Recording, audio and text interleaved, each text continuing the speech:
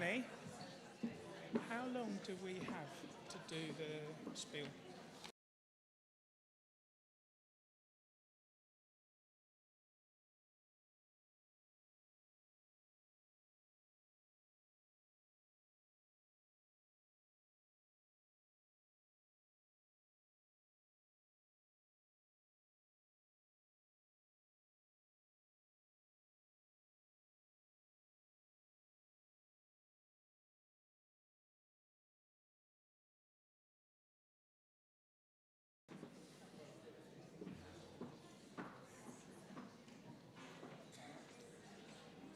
Good evening, everybody.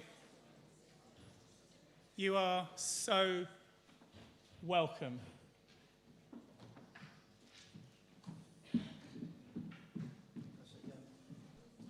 Hi, everybody. Can you hear me all right?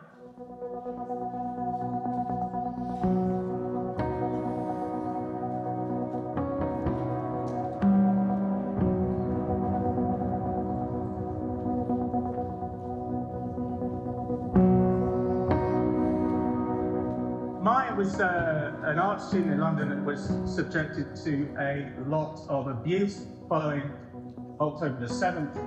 Manipur, Assam, and Palestine. So, for many of the Marxist, communist scholars, as well as the political parties, Kashmiris or Palestine are comparable. Many studies have found the same thing in so many different places. I think this has to be considered one of the most robust findings of modern social science. How do you deal with this? I mean, is there sort of like, is the question of policy? And in 2009, 47 countries issued the so-called Terezin Declaration, agreeing to continue and to enhance the efforts to right the economic wrongs during the Holocaust. This is absolutely fantastic. I think it's so important that academics from all over the world are coming to London to engage in conversations surrounding Jew hatred, of course, Jewish identity. I think it points to a more strategic response from the Jewish Academy to what we're seeing with regards to rising rates of Jew hatred around the world.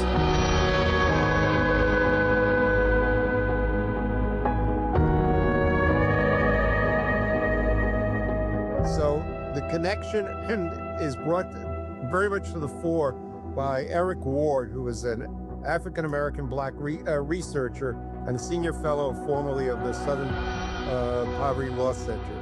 That's from EU law. That's where that comes from. So I'll be curious to see if there's some kind of like knock-on effect from the DSA outside of Europe. And this is where that Brussels effect has the potential. She's one of my interviewees. I was really honored that she allowed me to interview her for my third book. And her chapter is about integration and duality. Occupied with the British discourse and the story of British Jewry in this syllabus.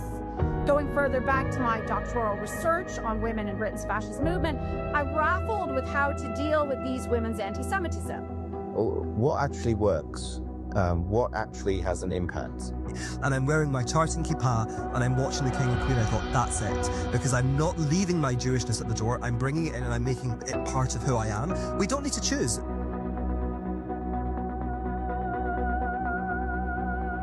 Because I was always an activist and a student, and I couldn't understand that all the organizations that I thought were going to support me were actually very much against us from day one.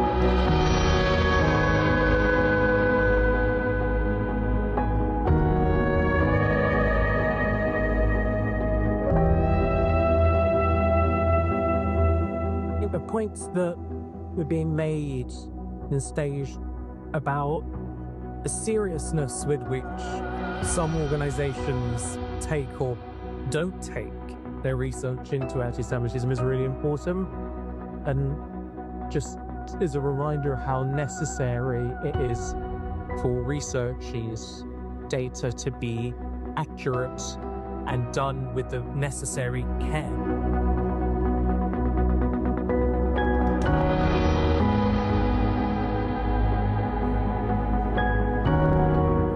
I would absolutely recommend coming to events like this conference on anti-Semitism, because we are facing such a difficult and important time for understanding the issues that Jews are facing in this 21st century. So events like this are so important.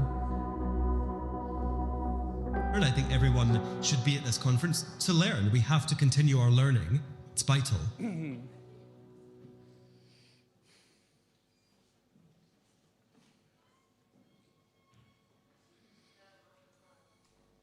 Again, you are incredibly welcome. And I want to say a word about Robert Fine, after whom this lecture series is named. I'm very proud to play a role in keeping his name alive, keeping his face out there. Robert was very special to me and to a number of other people here and connected to the centre.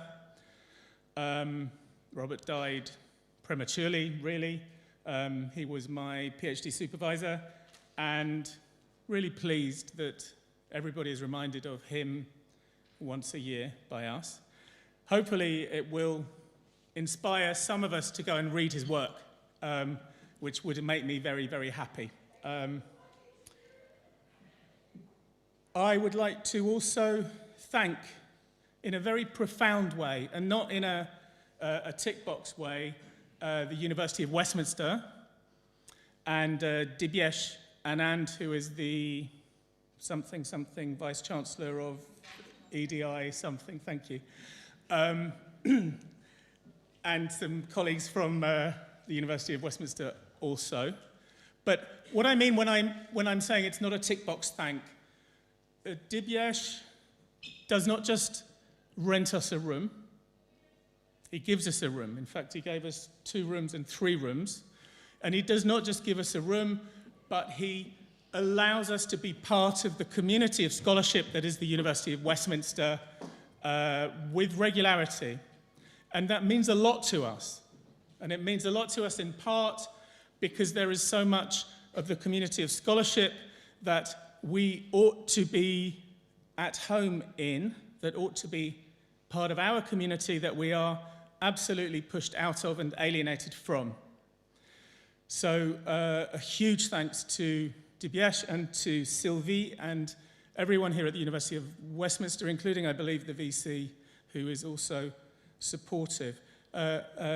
Dibyesh should be here to welcome you. Unfortunately, he has had to travel for some very grave family reasons. But I have a statement from Dibyesh that I would like to read out. Dear guests, I am sorry that I could not be here to welcome you all to the University of Westminster and reiterate our resolve to be a place where we challenge all prejudices, including anti-Semitism, and celebrate diversities, including the belonging of Jewish students and colleagues. I had to be away to attend a family emergency. Universities have to be safe spaces for all, and no person should have to invisibilize themselves to feel safe. Yet we hear of some Jewish students and colleagues not feeling they can be visible about their Jewishness due to anti-Semitism. This is unacceptable. We are determined to work together with you. We are grateful to the organisers as well as the keynote lecturer, Dr. Dave Rich, MBE, for all the work they do to make our society a better place. Thank you.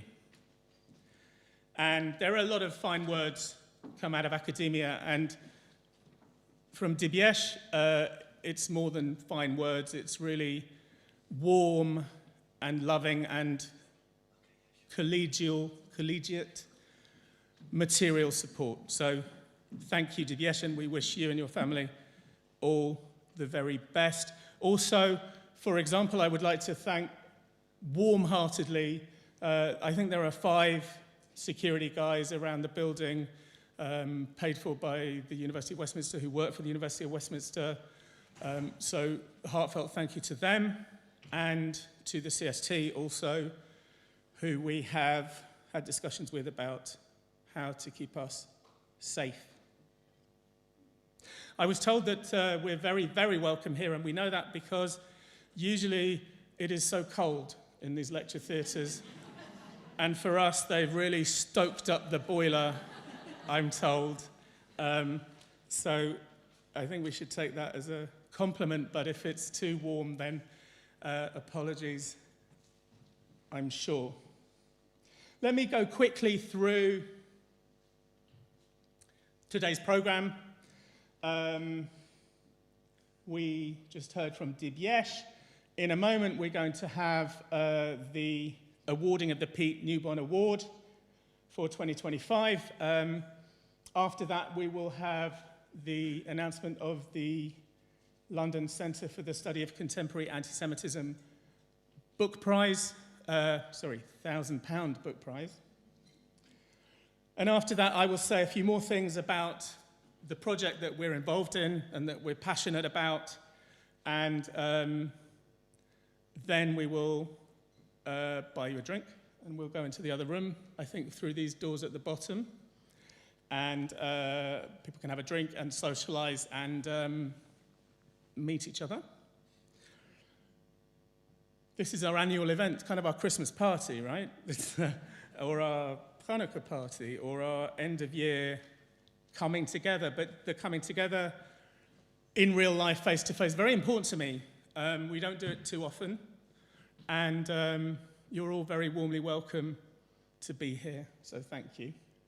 After the reception, and there are some of the authors here, and there will be some book signing,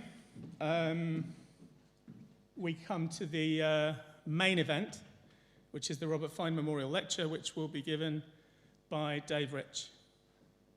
So that's the thing that I'm always, whenever I write something, I'm told I should do all that signposting before I get straight into it, and I'm stubbornly resistant to it. This is in the wrong place, because you just heard from Dibyesh. So let me move to the Pete Newbon Award for the greatest contribution to the public understanding of anti-Semitism. It's 4 years in a month or so since Pete's death.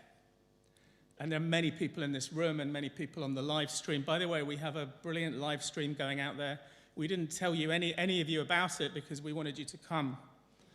But as soon as you were safely on your way, then we put the mailing out about the live stream. Pete is remembered and still missed wholeheartedly by many different people in a whole number of ways, and not least by his community of people who fought with him alongside anti-Semitism.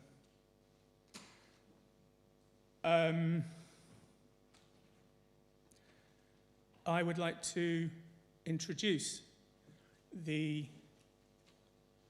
chair of the judges, or a spokesperson for the judges, who is Heidi Bachram, who was also last year's winner of the Pete Newbon Award, and very, very deserved winner she was too.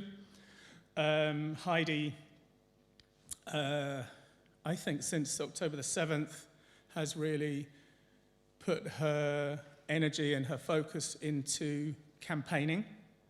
There was a family member who was lost in Gaza of Heidi's and her husband, and well, tragically that family member did not come back. Heidi has been doing the most amazing work, especially in Brighton, drawing attention to the story of 7th October and the meaning of it and the arguments around it. So Heidi, please come up to the stage. Oh, well, do come up to the stage, but let me also, or in fact, you can either, come. I wanted to introduce the other two judges quickly too. Rachel Moiselle, people will have seen online, if they are on any social media, I think. Rachel is extraordinary. She is, in a very real sense, in a kind of cauldron country of contemporary anti-Semitism, which is Ireland. She lives in Dublin. She's been fighting anti-Semitism in Irish discourse and in Irish life like a lion. And she was one of the judges. And the other judge is Jen Gerber, who people might remember was, she ran Labour Friends of Israel right through the Corbyn years. I see Louise Ellman is here. It's amazing people are here today. Louise Ellman was an MP, a Labour MP, and is now in the House of Lords. Louise and Luciana Berger were two women, Jewish Labour MPs in the city of Liverpool, and neither of them survived politically the Corbyn years. Jen Gerber ran Labour Friends of Israel during that time and has been a member of our Board of Trustees as we have set up and run for the last 3 years. Jen has just stood down from that role, but we love her and very much appreciate everything that she's done, actually. Heidi, the nominees. Hi, everyone. When LCSCA asked me to be one of the judges for this year's Pete Newbon Award, I was deeply honored. And it reminded me of time past, a whole year, a very long one. For us as a family, one of the worst. In February, we got the dreaded confirmation that my husband's cousin Zahi was not coming out of Gaza alive. When I stood here last year accepting this beautiful award, we were still fighting for him. 2 months later, the last flicker of hope was extinguished 30,000 feet in the air on a flight hastily arranged to Israel. Suddenly, we were flying to a funeral and not a reunion. We stood in front of Zahi's coffin alongside hundreds of mourners with no spaces between us. We were physically and emotionally squeezed together. As Zahi's wife Gali spoke, waves of anguish flowed outwards. We convulsed and contracted. One body of pain, the very atoms charged with grief. It created an invisible web that held us up when all we wanted to do was collapse. I see the same echoes of grief and connection and strength with this award. Pete fought hard. He was snatched from us so sharply that it supercharged the same sort of energized anguish. They feel the same because they are, because it's all connected. My fellow judges were the wonderful Rachel Moselle and the brilliant Jennifer Gerber, who I believe is stuck on a tube somewhere on the Northern Line. And I knew Rachel already from social media and had met her in person actually at an LCSCA conference. And I hadn't met Jennifer, yet we quickly fell together into an easy flow, an instant bond of mutual respect and sisterly warmth. It made a difficult decision much less fraught, and I really thank them for that. It was a true pleasure to work with them. There were so many strong nominations, as you can see. I guess because this has been a very good year for anti-Semites. We have needed every single one of those nominees and more. Needed them like we need life rafts. This was the year when deadly anti-Semitism came to the doors of a synagogue and stole even more from us. So we commend every fighter in all the ways that this battle can be waged. This is a mission that calls us all. The Pete Newbon Award is for public awareness of anti-Semitism. Of course, we would not be here today to be aware of the award of awareness if it were not for LCSCA and David Hirsh. They are stationed on our most challenging front lines and are fighting with everything they've got. When we had to choose the winner of the award, it was very hard because each one of our 3 nominees are so very impressive. We decided we wanted to honor them all in some way, so we will present them with something to recognize their incredible contribution, and then I'll announce our winner. So first, this person has been steadfast in the fight. She was there up to the knees in the muck of Labour anti-Semitism, fighting alongside Pete. Her attention to detail and willingness to go toe-to-toe with the haters is a truly treasured quality. She is both dogged and brave. So, for her dedication to the fight against anti-Semitism, please come up and receive your special recognition, Gillian Lazarus.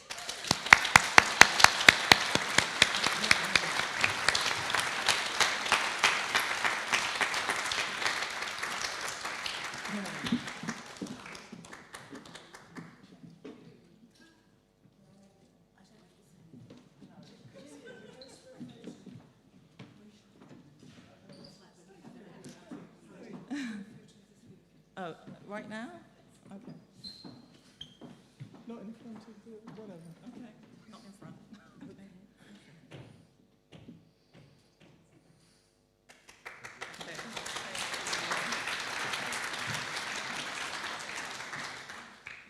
This person has been the bane of the Beeb. He has exposed more institutional anti-Semitism than anyone I know. I am positive great groans echo around the hallways of organizations when they see one of his exposés coming. For his contribution to exposing anti-Semitism in institutions, please come up and receive your special recognition, David Collier.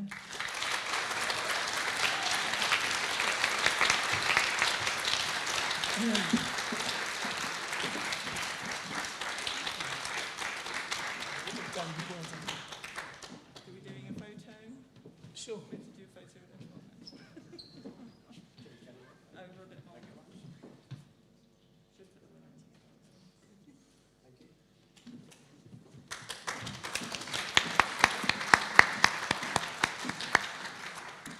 So, I guess it's no surprise to who will receive the award this year. Don't make me cry. She was nominated last year. And if you can believe it, she's done even more since then. She works harder than anyone I know and is laser focused. She exposed anti-Semitism across the music industry, academia, unions, the NHS, among celebrities. I was honored to speak alongside her at a recent feminist event, a fringe event. Sitting beside her, it felt like real change was possible. Her work ethic is exhausting. In all the horror, she still manages to keep reminding us of the allies we have, of the joy to be found and the fun to be had. For the greatest contribution to the public understanding of anti-Semitism, 2025, please come and accept your award, Nicole Lampert.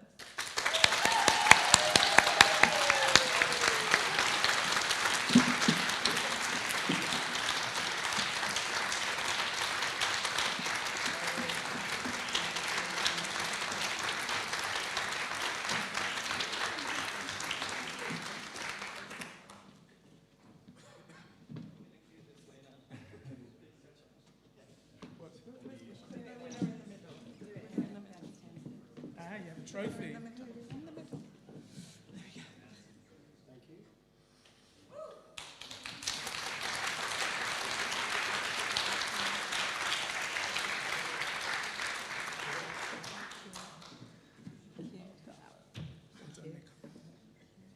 All right, I will give you Nicole Lampert.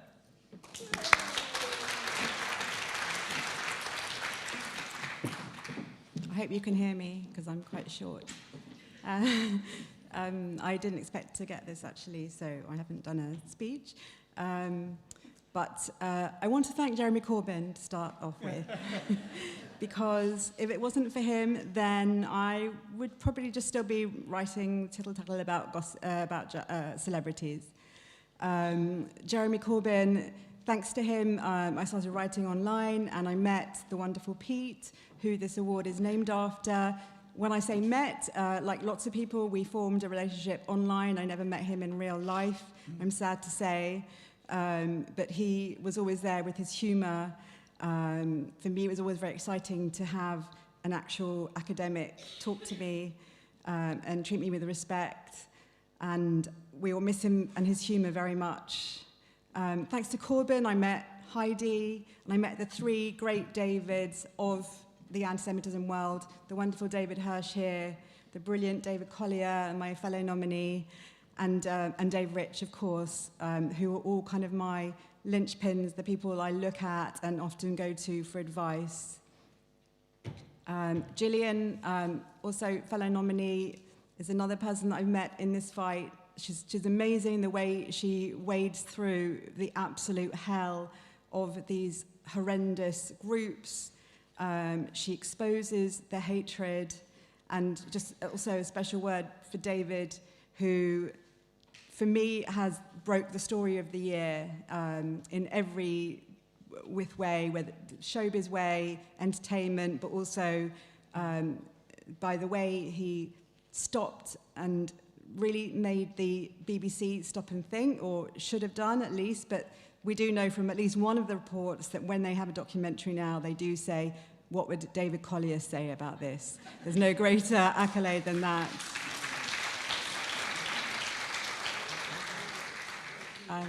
It's great to be here amongst so many friends, and thanks to Jeremy Corbyn, I know at least half of the room, and I wouldn't have known almost any of you before that time.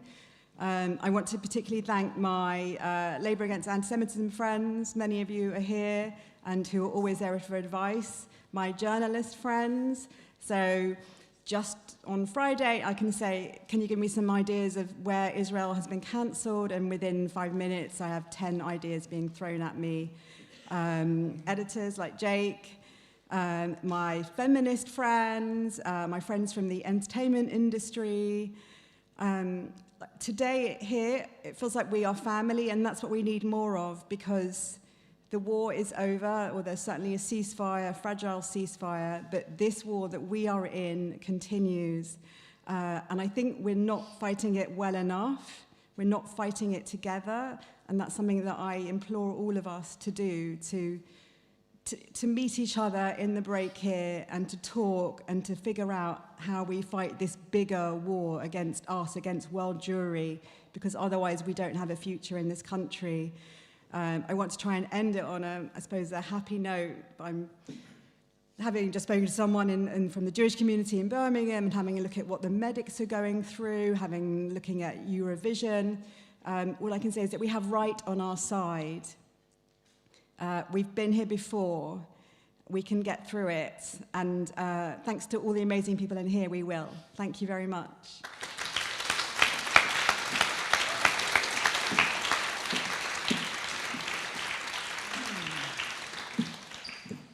Thank you so much, everybody. Congratulations.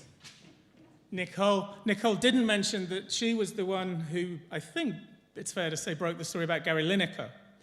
And she did that by being a very smart journalist, and he was not particularly smart because he completely underestimated her when he saw her, and she asked questions, and he thought, oh, I can talk this chick round. He didn't. He lost his job. Rightly so. And Nicole has done sterling work on many things. I am aware that I need to move things along, in part because I have set the press releases to go out at exactly 6:45, and it would be a shame if the winner of the book prize was announced there before it was announced here. I think I have 120 seconds to go. Unfortunately, none of the judges could be here, but I have huge respect for all of all three of the judges. Daniel Chanilla was a student of Robert Fine at Warwick University, has been a great friend and colleague ever since we studied together with Robert. He's in Chile, it's the, a university in Santiago. You can pronounce it. Daniel is fantastic and a really profound and serious social theorist and a fellow of the London Centre. Maiken Umbach is also somebody I met, she is somebody I met fairly recently. Maiken is the academic advisor to the National Holocaust Museum in Nottinghamshire.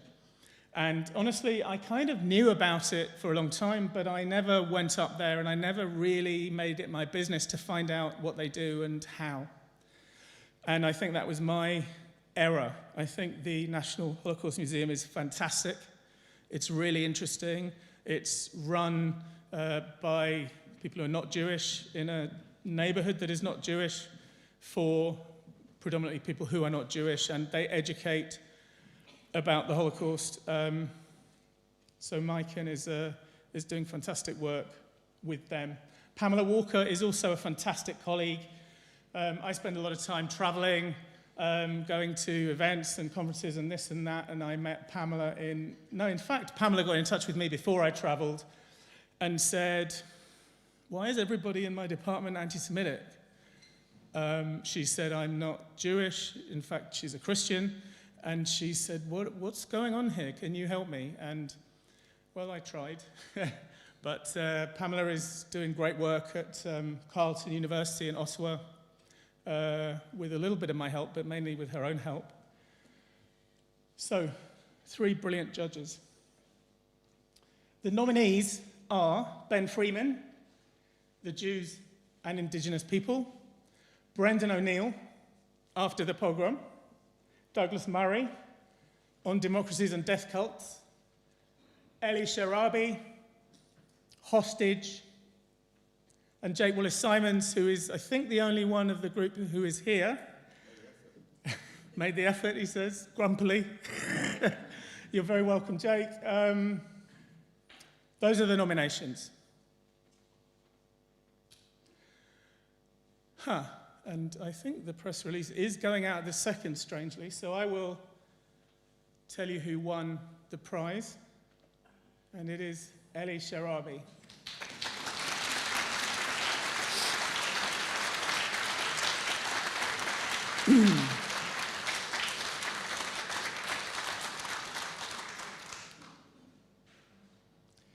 This is my friend and colleague, Daniel Chanilla, and he will say something about Eli Sharabi's book on behalf of the judges. Good evening from Santiago. I have great pleasure in speaking to you on behalf of the judges for the London Centre for the Study of Contemporary Antisemitism Book Prize. Eli Sharabi has written a profoundly moving book. Its value lies in the paradox that we wish it never had to be written at all, but we're simultaneously grateful that he found the bravery to do so. In the midst of the most brutal circumstances, Sharabi's determination to survive his kidnapping by Hamas leads us into a soul-searching journey of hunger and solidarity, family and friendship, identity and humiliation, human values and hatred. Through his multiple conversations with his captors, Sharabi also depicts their terrifying worldview. What emerges about their motivations is a terrifying cocktail of a visceral and largely unreflected set of anti-Jewish myths, mixed with a personal ambition and a quest for self-advancement. Antisemitism, in this instance, as indeed in many others, is less a coherent theory as a crazed fantasy in which a nicer world will magically emerge, if only it has no Jews in it. During the 16 months of his ordeal, Sharabi's only certainty was his conviction that his people had not forgotten those in captivity. As he returned to life, he discovered that his wife, daughters, and brothers had been killed. Yet he found the moral strength to gift us with this precious book. So many congratulations to Eli Sharabi for having written such an important work. Good night.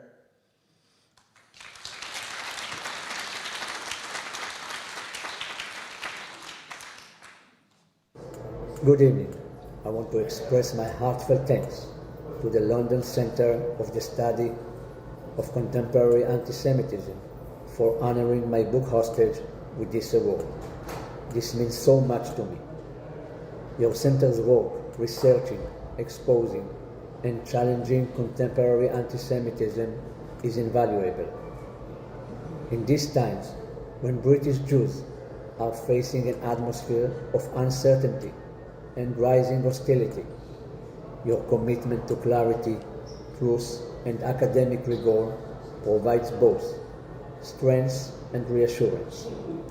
Hostage was written to shed light on a reality that should never be ignored, and knowing that it resonates with a community so deeply engaged in combating hatred is extremely meaningful. Thank you, not just for this recognition, but for the essential work you do every day.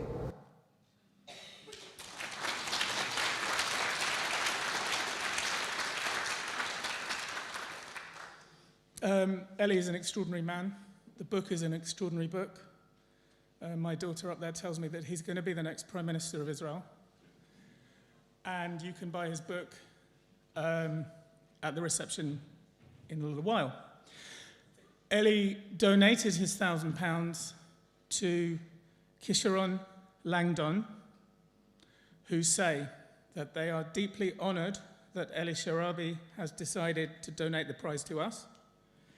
These funds will go towards our life-changing services supporting Jewish people with learning disabilities and autistic people and enabling them to thrive. We know this is a cause close to Eli's heart, and we are very grateful that he has chosen us as his charity to receive this meaningful contribution. So, amazing piece of generosity, and some of my very favourite people also are autistic. So now I'm going to introduce myself.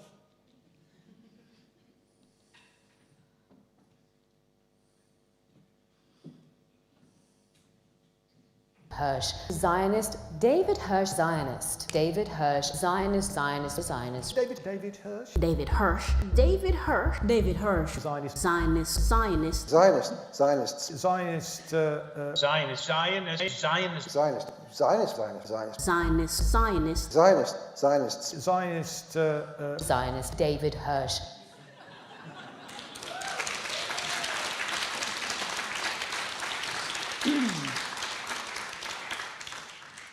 I want to say a few words about the London Centre.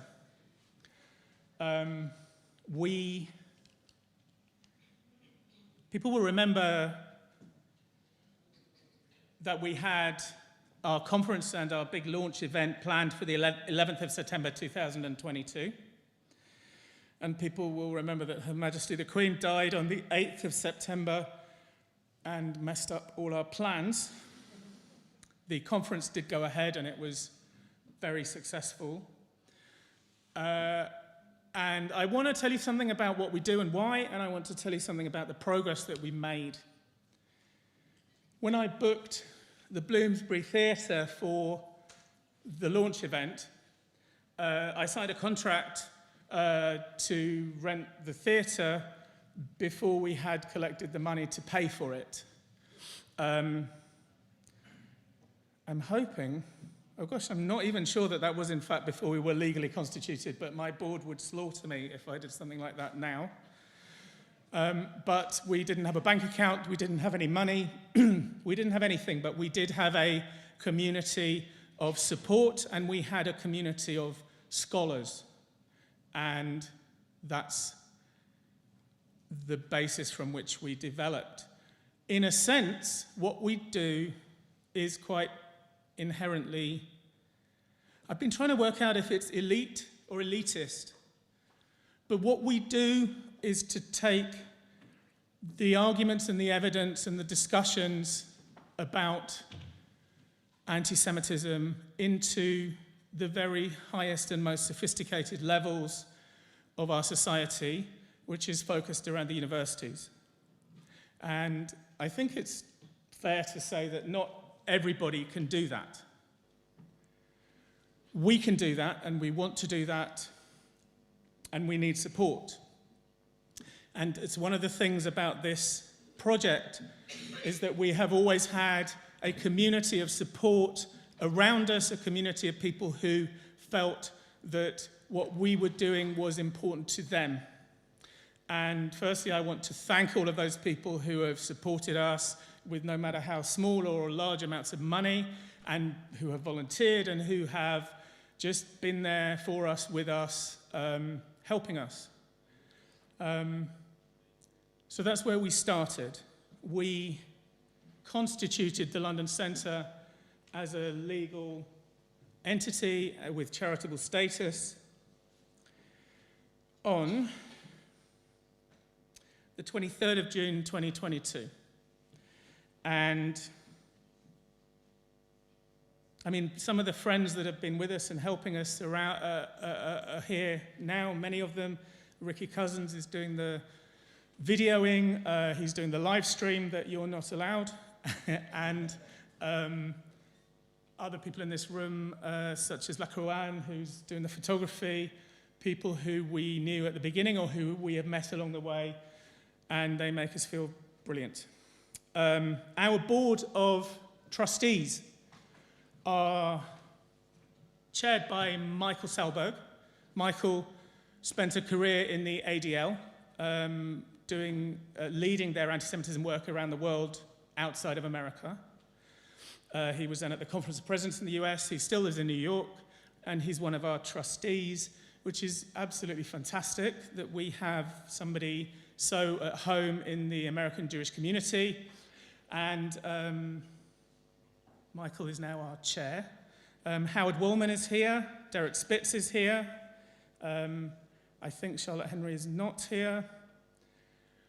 And Stuart Adams is probably in Brazil. But 4 brilliant board members who, apart from anything else, have to put up with me and my kind of mania to push ahead, really, to rent rooms when we don't yet have the money, and to not worry too much about all the things that bore my little ADHD brain, but I have them to look after me and us and the organisation, and they do a fantastic job. So thank you to them. Lots of friends in this room. Howard Jacobson was the first Robert Fine Memorial Lecturer. He gave an absolutely memorable lecture 2 weeks after the 7th of October, when we weren't sure about many things. We weren't sure how to think. We weren't sure whether we could do an event. We weren't sure if it was appropriate to have music at the event or not. Everything was up in the air, and Howard was brilliant. Although I think he himself was quite nervous, which was brilliant to see. I'm always nervous when I speak, and to see a nervous Howard Jacobson was something to behold, actually. So thank you for coming today, Howard.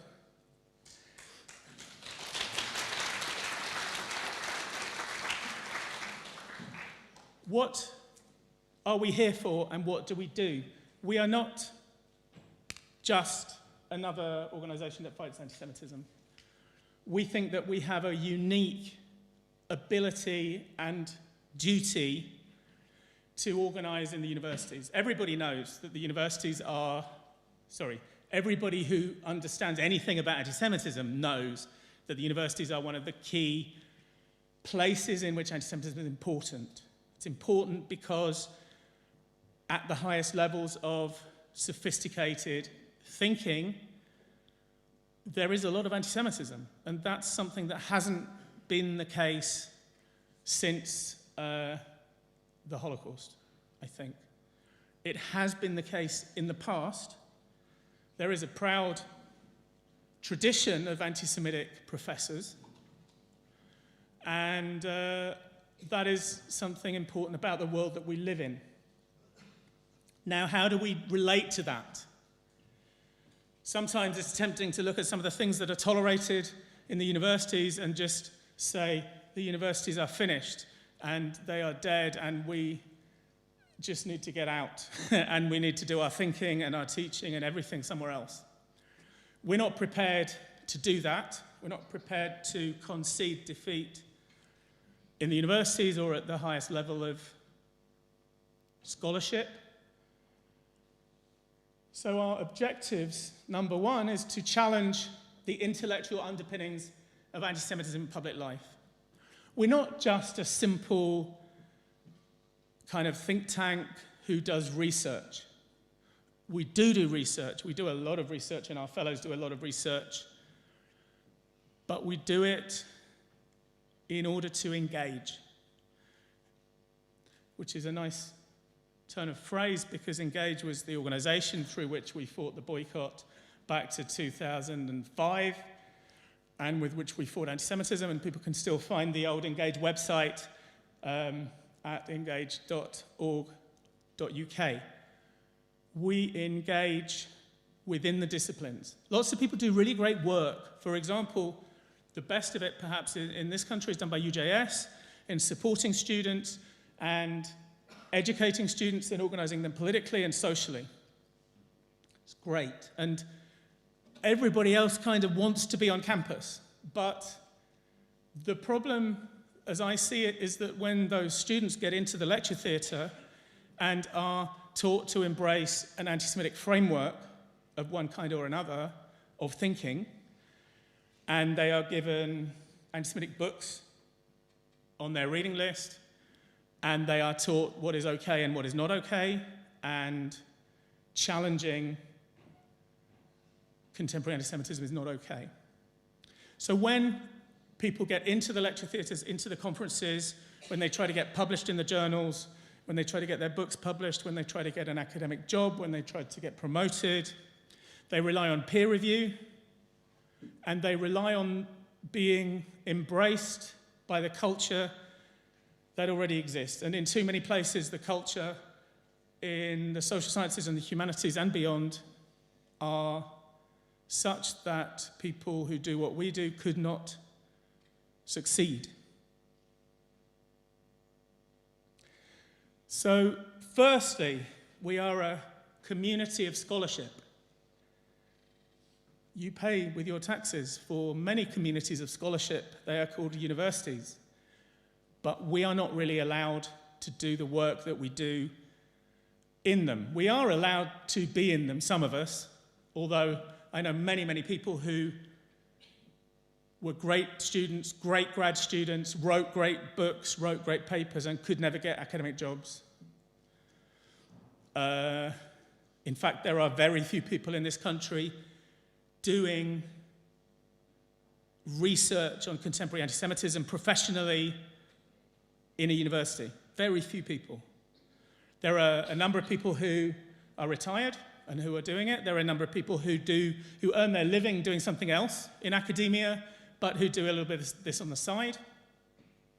So the communities of scholarship that our society builds are places that we feel locked out of. I said I do a lot of traveling, and I meet a lot of people, and I used to kind of ask people, why don't you come and be a fellow of the London Centre? And at some point, it was quite obvious to me, and it should have been obvious to me a long time before, this is not a professional way to behave. So we put out a call for applications, and we said, if you want to be a fellow of the London Centre, send us an email to tell us how your values align with ours, and send us a CV, and send us some of your scholarship. And we were inundated with people wanting to join us. I still have this thing, and I still have it. It's quite difficult to get rid of this idea that people don't want to associate themselves with us because it will destroy their career. And there is something in that. But what we found was that there were, I think there's about 110 people, faces on that image, who do want to be associated with us and who are courageous and brilliant, and I'm very proud of every single one of them, and many of them are in this room today. And with a community of scholarship, we need an infrastructure of scholarship. We have been pushing forward with international collaboration that I think I'm very proud of. People will know that this year in March we had a really successful conference at JW3 because we couldn't get a university venue. I'm not sure why. There were brilliant art exhibitions running through the conference. I think Mina Kupferman is here somewhere. I think Maya, oh God, I always stumble on your second name, Maya.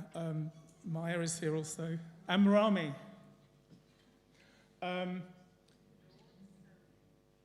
The collaboration we did was to collaborate with Haifa, the Compere Center at the University of Haifa, to create London, Contemporary Antisemitism London 2025. And coming up in March is Contemporary Antisemitism Haifa 2026, which is going to be fantastic. They have had such a big response to their call for papers. There are going to be tracks on tech and AI that are going to be in the tech campus in Haifa, and anti-Semitism and sport that is going to be in the football stadium at Haifa, and anti-Semitism and art that is going to be in the art gallery at Haifa. Is going to be a fantastic conference. And the following year, we are also collaborating with the Gratz College, which is in Philadelphia. And the following year, there will be Contemporary Antisemitism Philadelphia 2027. And I'm sure that that will be just a huge and brilliant event, especially in North America. We are also collaborating with the granddaddy institution of them all, actually, which is the Indiana Institute for the Study of Contemporary Antisemitism. Alvin Rosenfeld was one of the first people to build a Jewish studies department at Indiana, and he was the first person that I know of to build a Institute for the Study of Contemporary Antisemitism, and they are on board with us. One of the things I'm really proud of is our book series. We need to create conferences, book publishing, journal publishing, the infrastructure of scholarship. And people can look at those books downstairs, but I think we don't yet have Peter Hacker's new book. Oh, we do. We have copies of Peter Hacker, which is published, I think, this week. Peter Hacker is an Oxford philosopher who wrote, I think, one of the most important books on Wittgenstein. And in late age, I think it's fair to say, he sat down and wrote about Hamas and about contemporary anti-Semitism. And even though he is a great Oxford scholar, he could not get a book on this topic published. And he was recommended to come to us, and we said, yeah. We said, yeah, we can do that. John Strawson, who's here, and Philip Spencer, who's also here, work on the book publishing project, and we're trying to bring more people in because we need more people to read and to help people get their manuscripts into shape. John Strawson worked with Peter Hacker, and the book is now out, and I'm so proud of all that stuff. Danny. Oh, 5 minutes. Very quickly, one of the things about the London Centre is that we are nimble, we have convening power, we have respect. That's a picture of an event that we did in King's and in the House of Lords on Islamist anti-Semitism. We did it following the attack on the synagogue in Manchester and following the banning of Israeli football fans from Birmingham. And there are a number of things that we can do quickly and well, and that's one of our strengths. I want to introduce to you, I think Jo thought she got away with it because of time. I want to introduce you to Jo de Geer, who is our Chief Operating Officer. And firstly, you probably do all know her, but you should all know her. Jo runs the centre. It's astonishing to me, and it's absolutely brilliant to me that I've noticed over the last year and 6 months especially, things have begun to start happening that I don't know about, right? It is brilliant. Events happen where my face is not on the platform, and Jo is beginning to build and run an institution that is something that is big and strong and getting stronger and is ambitious. Jo. Okay, I'll be... Thank you. I'll be really, really quick, because we could all do with a drink. So, as the COO, I get to come on and briefly talk about the nuts and bolts, the boring but necessary stuff. I make sure everyone's wearing their seatbelts so the centre can fly. It's basically my job. I've been in post for 18 months, and in that time we've established lots of things, but off the top of my head, a budget. We now have a proper functional budget. Hurrah. Bookkeeping. Our books are now Charity Commission compliant. Also good. A properly serviced board who are fully across all of our policies and our strategies. We are officially no longer in the toddler stage. We have grown. We have recruited new people to our merry band. We have Yvonne Maxwell, who is head of volunteers at the back. We have Dean Lesser, who is our new fundraising manager, also at the back. We have Mary Westhover, who isn't here because she's got tonsillitis. She's our new publishing administrator who's been managing the book series that David put the slide up about earlier. We basically are in a position where we have now achieved legal best practice. Basically, the nuts and bolts can now have the whistles and bells added. Our foundations are firmly established. The future looks very bright. Thank you. Thank you, Joe. So here's the smiley Joe, and here's the Joe who's running things.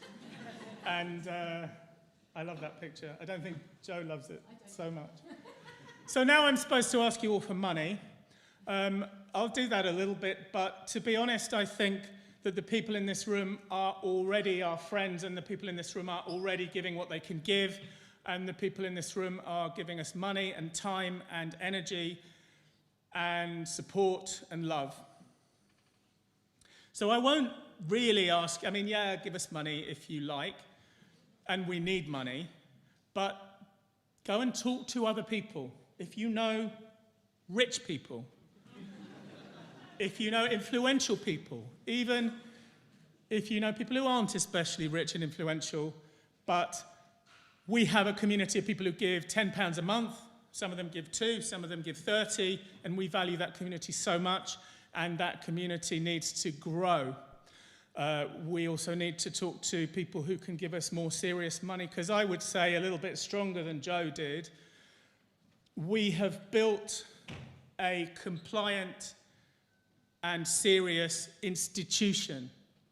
The reason we've done that is because we are hugely ambitious, because our ambition, which is not one that we chose, but one that was, to use a rather Marxist phrase, given to us by history, our task is to change the way people think in democratic states and at the very highest and most sophisticated level. So that's not bells and whistles, that's millions of pounds. Millions. That's, we're so proud because we now have an office with like 4 people, and, you know, others too. I mean, also Danny Louise, who organises our events, but we need an office with, 50 people, 100 people. We need academics in every discipline that is relevant and in every university. So we're not playing and we're not pissing about. We need to change how people think at the very highest and most sophisticated level. Because when our colleagues in universities are telling the public that Israel murders children and that the overwhelming majority of Jews are complicit, then we should not be surprised when people take things into their own hands. And the attack on the synagogue in Manchester was preceded by a shout of, "This is for the babies that you murdered." And that claim has professorial weight. And we have to do what we can to challenge that. We do it in a scholarly way. We're academics. We're, real academics. We're not just people who are kind of shouting at profs who don't really understand what's going on. There are people in our community who understand critical theory better than the critical theorists, and who understand Marxism better than the Marxists, and who understand liberal theory better than the liberal theorists and their critics, and who understand postmodernism better than the postmodernists. And we will fight tooth and nail for a better way of thinking, and we will hopefully get people into academic positions where they can teach, where they can research, where they can write.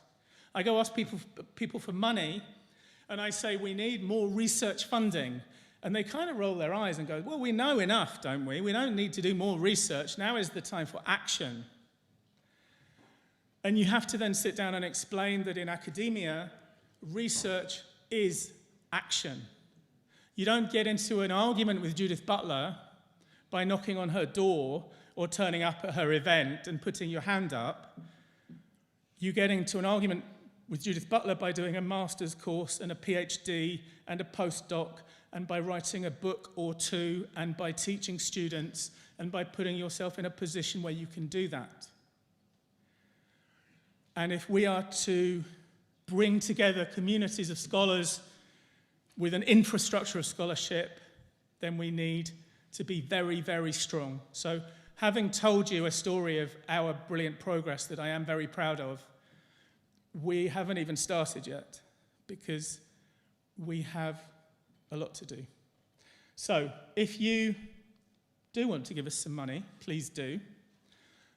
Please talk to people that you know. Do what you can for us as scholars and as our community of support, and help us to find the really serious money that will enable us to compete with those who are financed by people with really serious money. Thank you very much.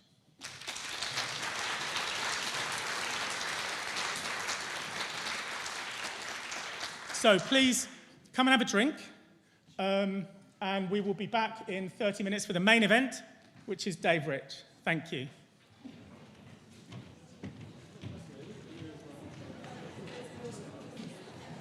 Oh, come, if you...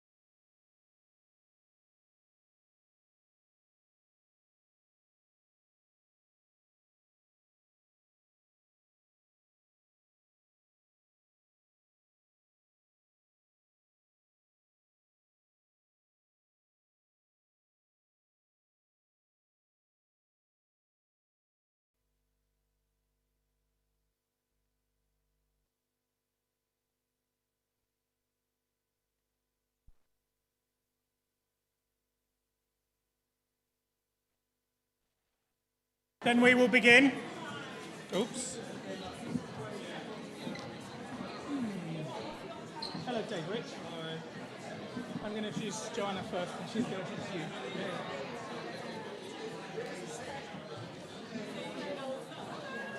If I can ask people to sit down.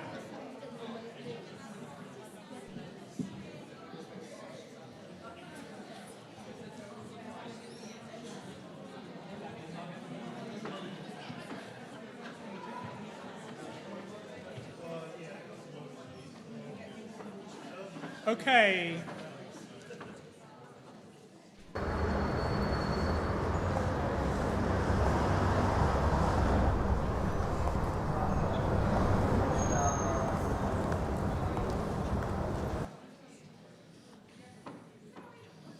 It has the wrong date on it, but it's too good not to use. People were asking me, how much did you pay for that billboard? I would like to introduce to you a friend and very brilliant colleague, Joanna Michlic. Joanna lives near us in East Finchley, and she comes from the place where my people come from in Łódź in Poland. Joanna is a scholar, a leading social and cultural historian of the Holocaust, anti-Semitism, nationalism, and East European Jewish childhood. Her work has reshaped the fields of Holocaust history and memory by illuminating the experiences of Jewish children and families, and by examining the complex moral and political legacies of the Holocaust in contemporary post-communist Europe. In 23 and 24, she was a full professor visiting at the University of Lund in Sweden. It is a scandal that she is not a properly tenured professor somewhere, and the fact that she is not will tell you something about the difficulties of being an academic who takes contemporary anti-Semitism seriously. I could list to you many, many people who we would like to support and help to be doing research and writing and teaching, and Joanna is at the top of the list.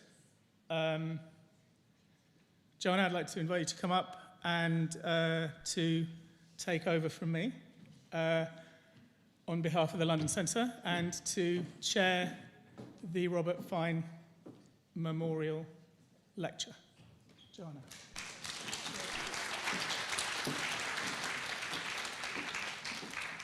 Thank you, David. So good evening, everyone, and welcome back to the Robert Fine Memorial Lecture. It is a great pleasure to see all of you in this hall for what has already become a vital annual event of nuanced reflection, first-class scholarship, and public engagement. Let me begin by briefly reflecting on the mission of our center, because it provides the intellectual and ethical foundations for gatherings such as this one tonight. The center, our center, aims to create a rigorous, honest, and courageous space for understanding anti-Semitism as it manifests today.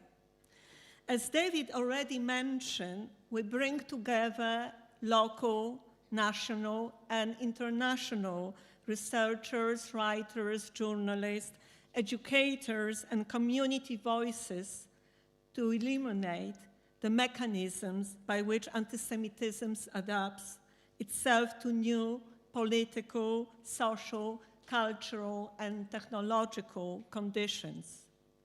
We aim to expose the distortions and falsehoods that shape public discourse and to foster evidence-based scholarship that speaks directly to the urgent challenges of our time. Outside observers have recognized our center's significance. One commentator described it as a rare space where difficult questions can be researched empirically and debated without intimidation or ideological policing. Such assessments capture something essential, that the center fills a vacuum.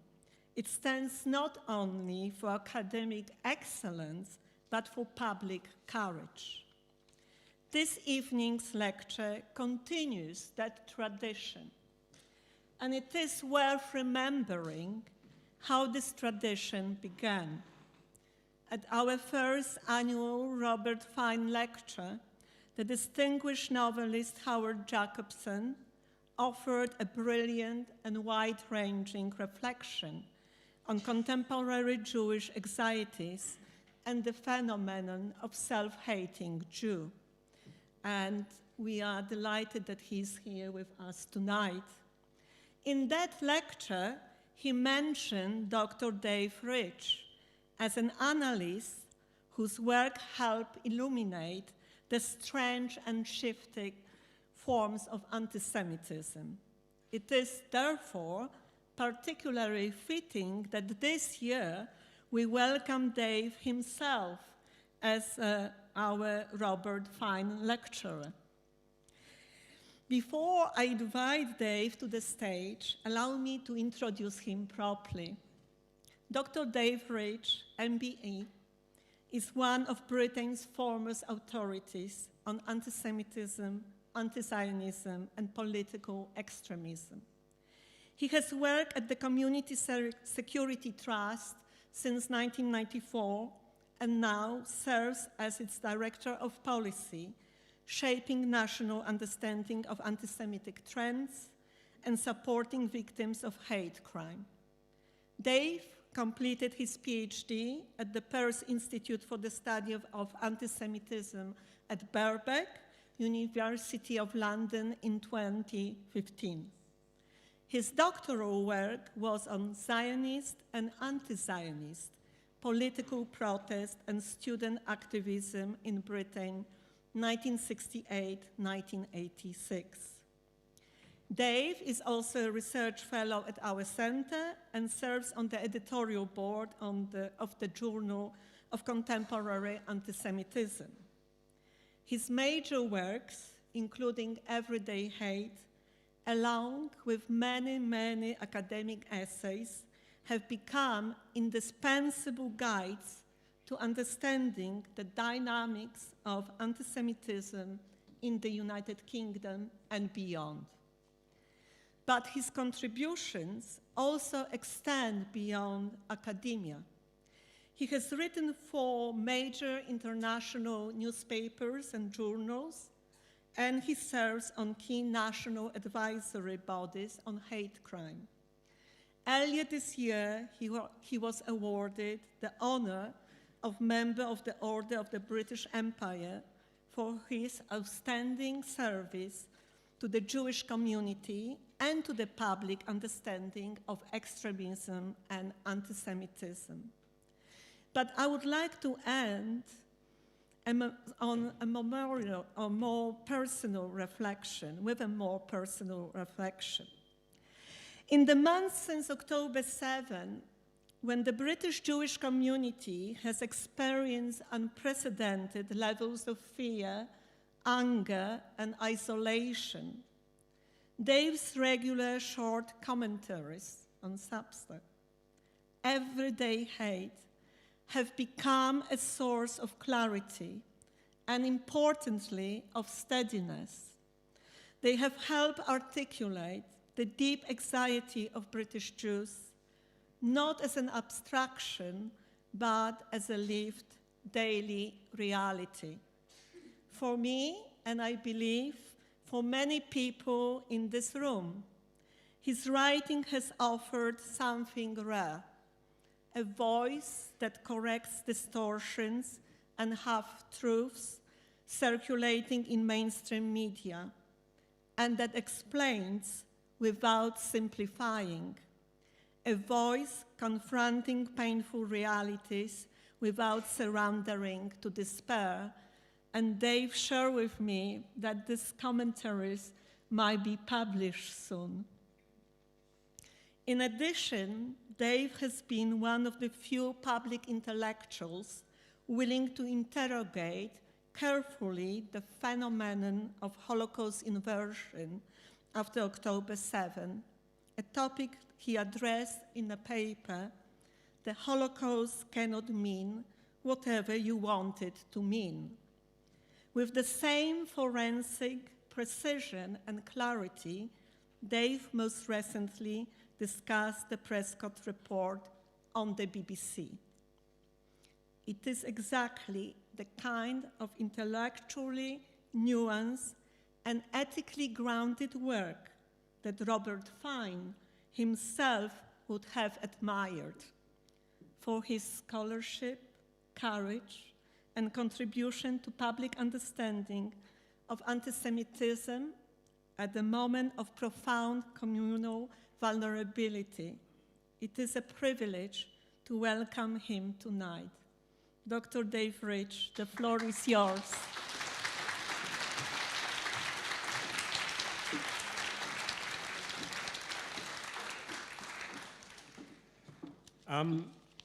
Thank you very much, Joanna, for that very generous introduction. And thank you, David, for inviting me. It's an honor to be able to honor Robert Fine tonight. And thank you to everyone for coming.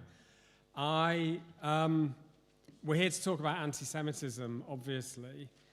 But I'm going to start by talking about Star Wars. Bear with me. I'm not going completely off-piste. Look, as I'm sure we all know, Star Wars tells the story of a heroic resistance against a fascistic empire that commits genocide at the touch of a button through its planet-sized weapon, the Death Star. And this Death Star has a fatal flaw, a small hole in the side, and if you fire a rocket into that hole, then you blow up the entire Death Star, you avert impending genocide, and you lift the imperial jackboot from the necks of free peoples everywhere.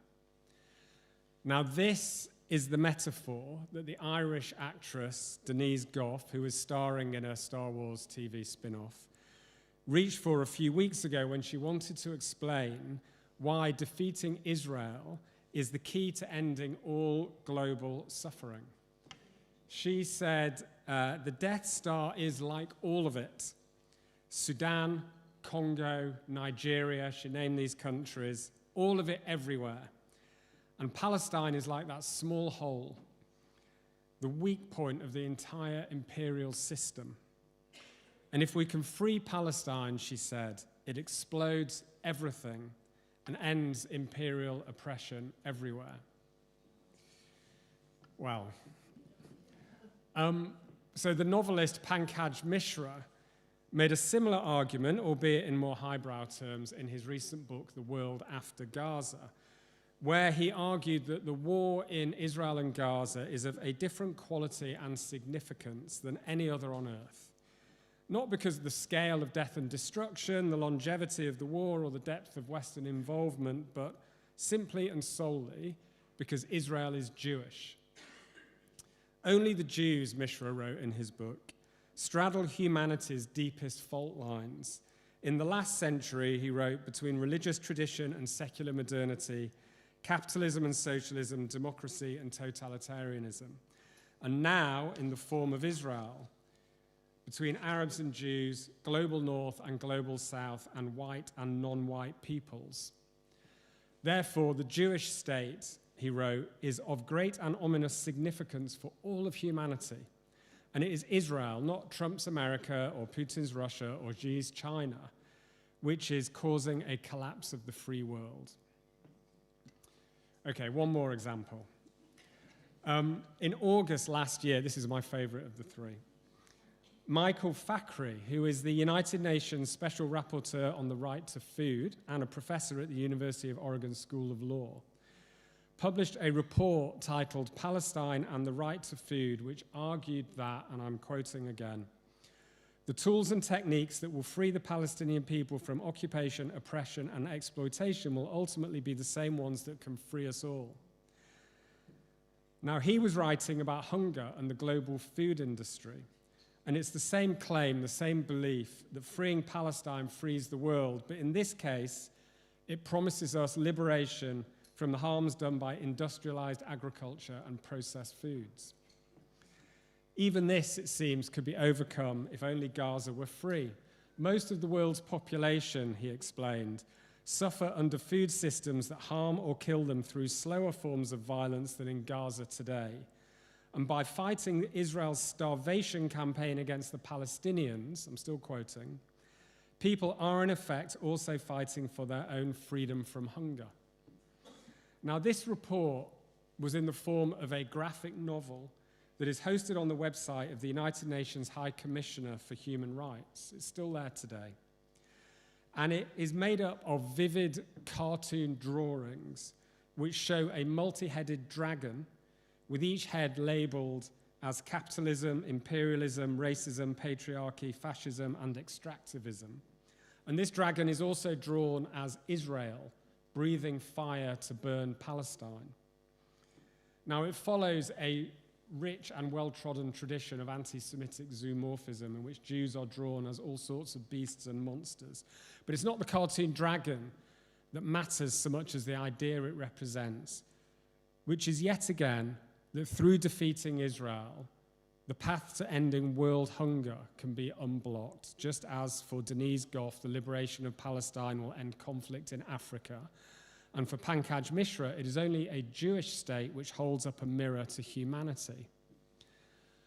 Now, I have no idea what the people making these arguments think is the material basis for these claims. I find it very implausible, to say the least, that if the IDF lift restrictions on Gazan fishermen, it will somehow bring about an end to agricultural deforestation in Brazil. But these aren't really material claims at all. They are just modern expressions of a persistent and an enduring belief that Jews, in one form or another, are like the keystone in the arch that holds up civilization. And if you want to bring the existing order crashing down and replace it with something radically transformative, you have to first remove this Jewish influence, or at least take away its power. Now, this idea was at the heart of what used to be called the Jewish question, which was the subject of Robert Fine's last book, written with Philip Spencer, who's here tonight, published in 2017. Called Antisemitism and the Left, it had the prescient subtitle On the Return of the Jewish Question. And this was the question about the status and the rights of Jews that gripped the thinking of European intellectuals and politicians and philosophers in the 19th and early 20th centuries. Robert and Philip described this Jewish question as, quote, not just an attitude of hostility to Jews or to those who invoke the sign of the Jews, which is an important distinction, but a theory designed to explain the winners and losers of capitalist society. It was a theory based on the idea that Jews play a special role in other people's stories, and that the fate of the Jews has a different quality and meaning than the fate of other peoples. Now, this is part of Europe's intellectual and cultural and political history. But why does it matter now? This Jewish question largely disappeared from Europe's intellectual life after the Shoah. It wasn't that anti-Semitism itself had disappeared, of course. The worst anti-Jewish riots in modern British history were in 1947, just 2 years after the BBC had broadcast the liberation of Belsen. The Soviet Union and its communist satellites used anti-Semitism as a tool of internal control and internationally as a tool of subversion throughout the Cold War. Anti-Semitic attitudes are, and have been for many years, common in Muslim-majority countries, and indeed in some Muslim communities in the West. And Islamist movements regularly place anti-Jewish conspiracies at the heart of their explanations for the repeated failings of the Islamic world during the 20th century. So anti-Semitism itself never disappeared. But in general, in Western societies, it lost its power to explain. and its ability to mobilize millions behind a political project. Anti-Semitism was defeated along with the Nazis, put on trial at Nuremberg, and pronounced guilty not just of crimes against Jews, but against humanity. It became a subject of history, memorialized through Anne Frank and Oskar Schindler, lampooned by Mel Brooks and Larry David, but not a relevant factor in the shaping of today's world. And the fact that it's come back is a reminder that what matters is not just the presence of anti-Semitism itself, but when it is put to work in support of a wider political program. Those days, for a few decades at least, seem to have gone, until now. It turns out that anti-Semitism does not give up so easily. I'm sure I don't need to revise the catalogue of anti-Jewish violence and hatred that has swept around the world over the past 2 years. We saw it most tragically and most recently in Manchester on Yom Kippur, adding Heaton Park to Washington, D.C., Boulder, and the UAE as sites of anti-Jewish murder since October 7th. And before then, Pittsburgh, Paris, Copenhagen, Toulouse, and many others too. Bigotry of all types exists everywhere, but there is no other form of hatred that operates globally in such a synchronized fashion. Synagogues have been burnt on 5 continents since October 7th. Whenever I mention that in an article or an interview, that's always the statistic that gets fact-checked. Really? 5 continents? We weren't aware of that, is what I normally get back. And the answer is yes, 5, more than once in most occasions. But the fact that people, especially from left-leaning media outlets, as these were, don't have this front and center of their kind of mental anti-racist landscape, it isn't populating their social media feeds and their political conversations, that in itself speaks volumes. Then there's the daily stuff, the too small to make the news anti-Semitism. A friend's son recently started at university, went to a freshers' night at a local club, got chatting to a girl until she saw his Star of David necklace, said, "Oh, you're Jewish," and walked off. Every Jewish person has either experienced this kind of thing themselves in the past 2 years, knows someone who has, or knows of someone who has. According to the Institute for Jewish Policy Research, 32% of British Jews personally experienced direct anti-Semitism last year. Not just saw it online, but personally, directly at them. That's what normalizing anti-Semitism looks like. And it isn't just the personal comments, but the way it's become a familiar and regular part of mainstream politics and media. Does everyone here watch Loose Women? One of its regular stars, Nadia Sawalha, took to social media recently to defend Louis Theroux after his interview with Bobby Villan, one half of Bob Villan. And she defended Louis Theroux from what she called the group of people who live by their pound of flesh rule. No prizes for guessing who she means. She went on. So many of us are sick and tired of being bullied. The threat that has hung over our heads for years and years that we may be anti-Semitic, you've worn it out. There's a brashness, a kind of a daring sense of freedom in finally saying what needs to be said about the Jews. But this increase in the quantity and the availability of anti-Semitism isn't on its own the reason why it feels like the old Jewish question is rising from its political grave. It's that people are joining the dots. They are noticing Jews in the language of the American far right. People are reaching for explanations and descriptions of their world that place Jews and Jewishness and Jewish things at their center, with Israel and Zionism the most contemporary and most relevant manifestation of this today. Anti-Semitism is always dangerous for individuals, but this is what makes it dangerous for entire societies. I'll explain what I mean. Let's start in New York with Zohran Mamdani, mayor-elect, who said in 2023 that when the boot of the NYPD is on your neck, it's been laced by the IDF. Or Tucker Carlson, who, after Charlie Kirk was assassinated in September, gave a eulogy at the memorial service in which he compared Kirk's assassination to the crucifixion, the implication being the same people were responsible for both. Or Louis Theroux, who I mentioned, who, when interviewing Bobby Villan, mused on how Jewish identity, these are his words, has become almost like an acceptable way of understanding ethno-nationalism, and that they are prototyping an aggressive militarized form of this ethno-nationalism. And according to Theroux, it is post-Holocaust Jewish exceptionalism or Zionist exceptionalism that has become a role model for Orban and Trump and similar political figures elsewhere. Now, you don't need to be from any political or any particular background to do this. Tucker Carlson is a right-wing Christian nationalist. Zoran Mamdani is a left-wing secular Muslim. Louis Theroux is a British liberal. The theory that Zionists were to blame for the post-Southport riots last summer was shared by, amongst others, David Miller, Cage International, Matt Kennard of left-wing Declassified TV, the Islamic Human Rights Commission, and the American white supremacist and Holocaust denier Nick Fuentes. Now, on one level, this is just regular conspiracy mongering, right? You find something bad that is happening, you blame Jews or Zionists or Israel, and you move along. But I think that there are deeper patterns at play here. So let's go back to Louis Theroux.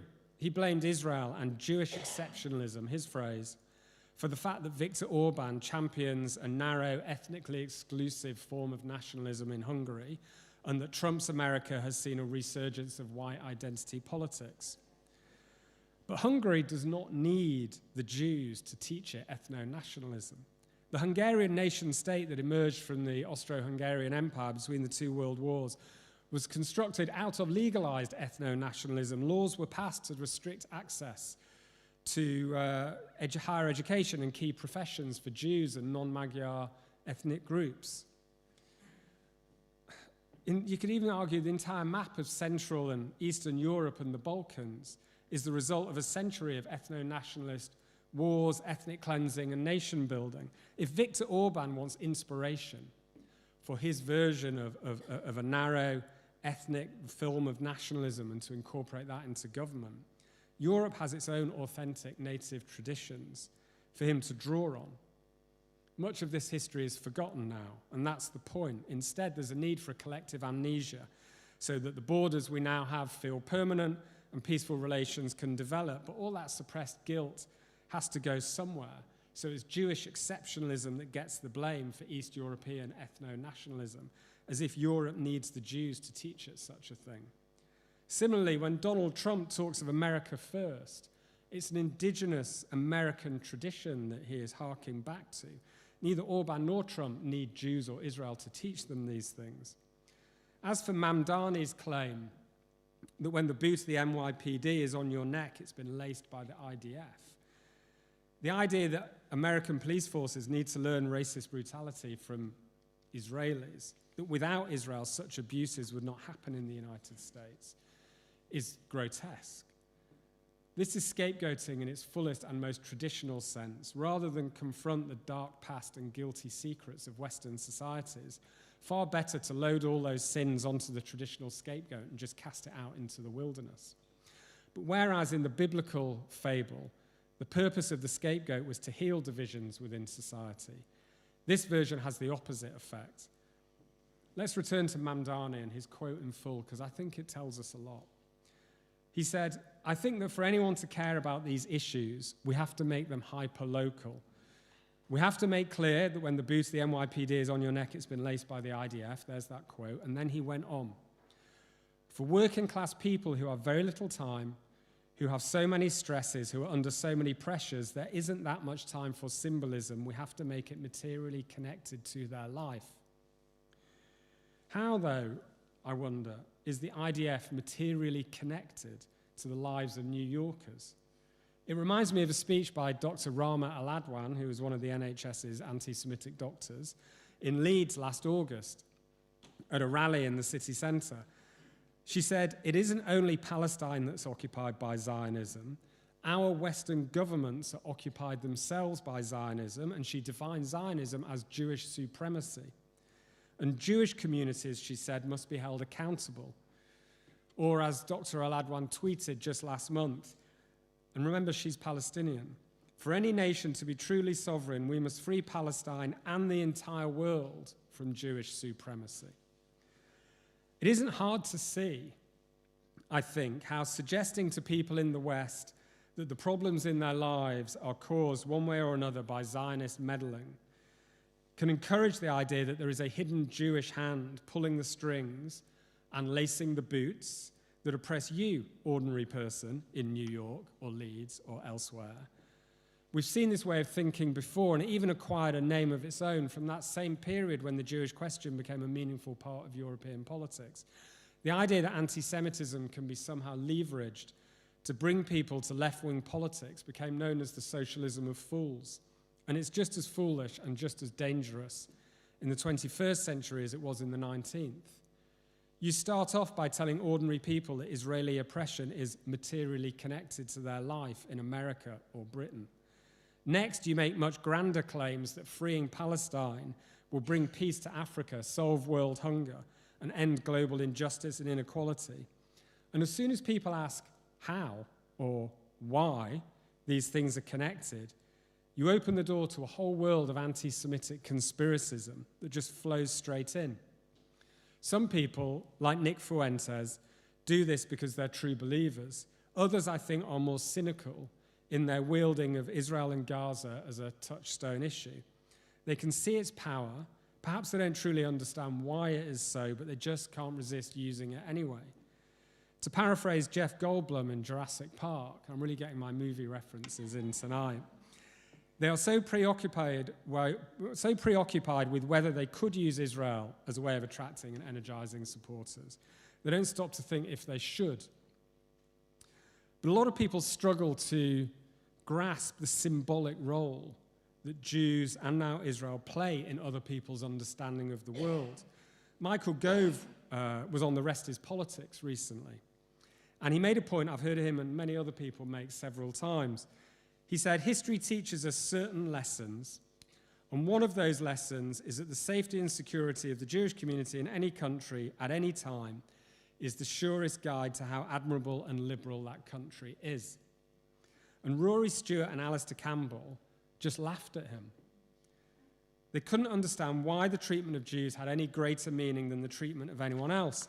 Rory Stewart looked completely bemused, even more bemused than normal, and asked, but why, logically? And I understand the question, but the whole point is that it isn't logical. It's symbolic. It draws on ideas and instincts about Jews that are buried deep in our culture and our thinking, and it emerges especially at times when society is under the most stress. Just look at our streets. For the past 2 years, they have been taken over by different protest movements, one bearing the flag of this country, the other carrying the flag of Palestine. They are opposing movements in many ways. One is patriotic, the other supports the national demands of a foreign people. One is mostly white and working class, the other is mostly Muslim and middle class. One calls for an end to immigration, the other calls for a ceasefire in Gaza.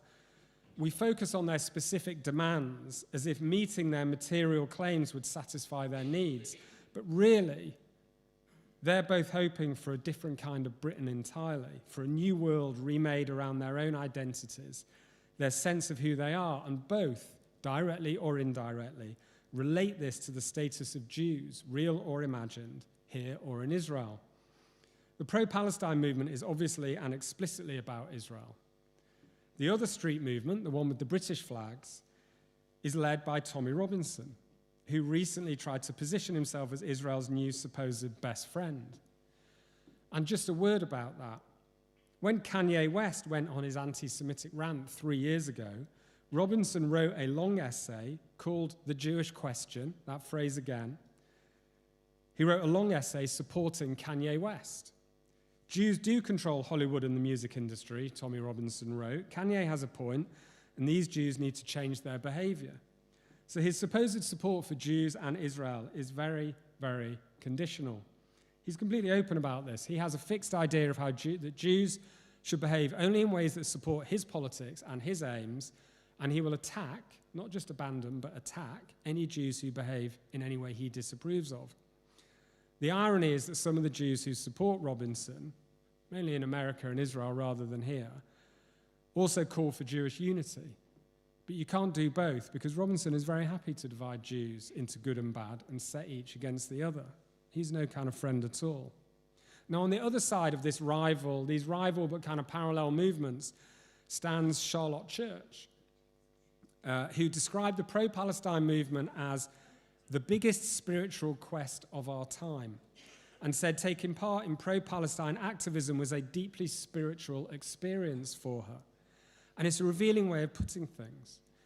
If the pro-Palestine movement was not related in some way to Jews and Jewishness and the role these concepts play in our world, I don't think it would resonate at a spiritual level at all.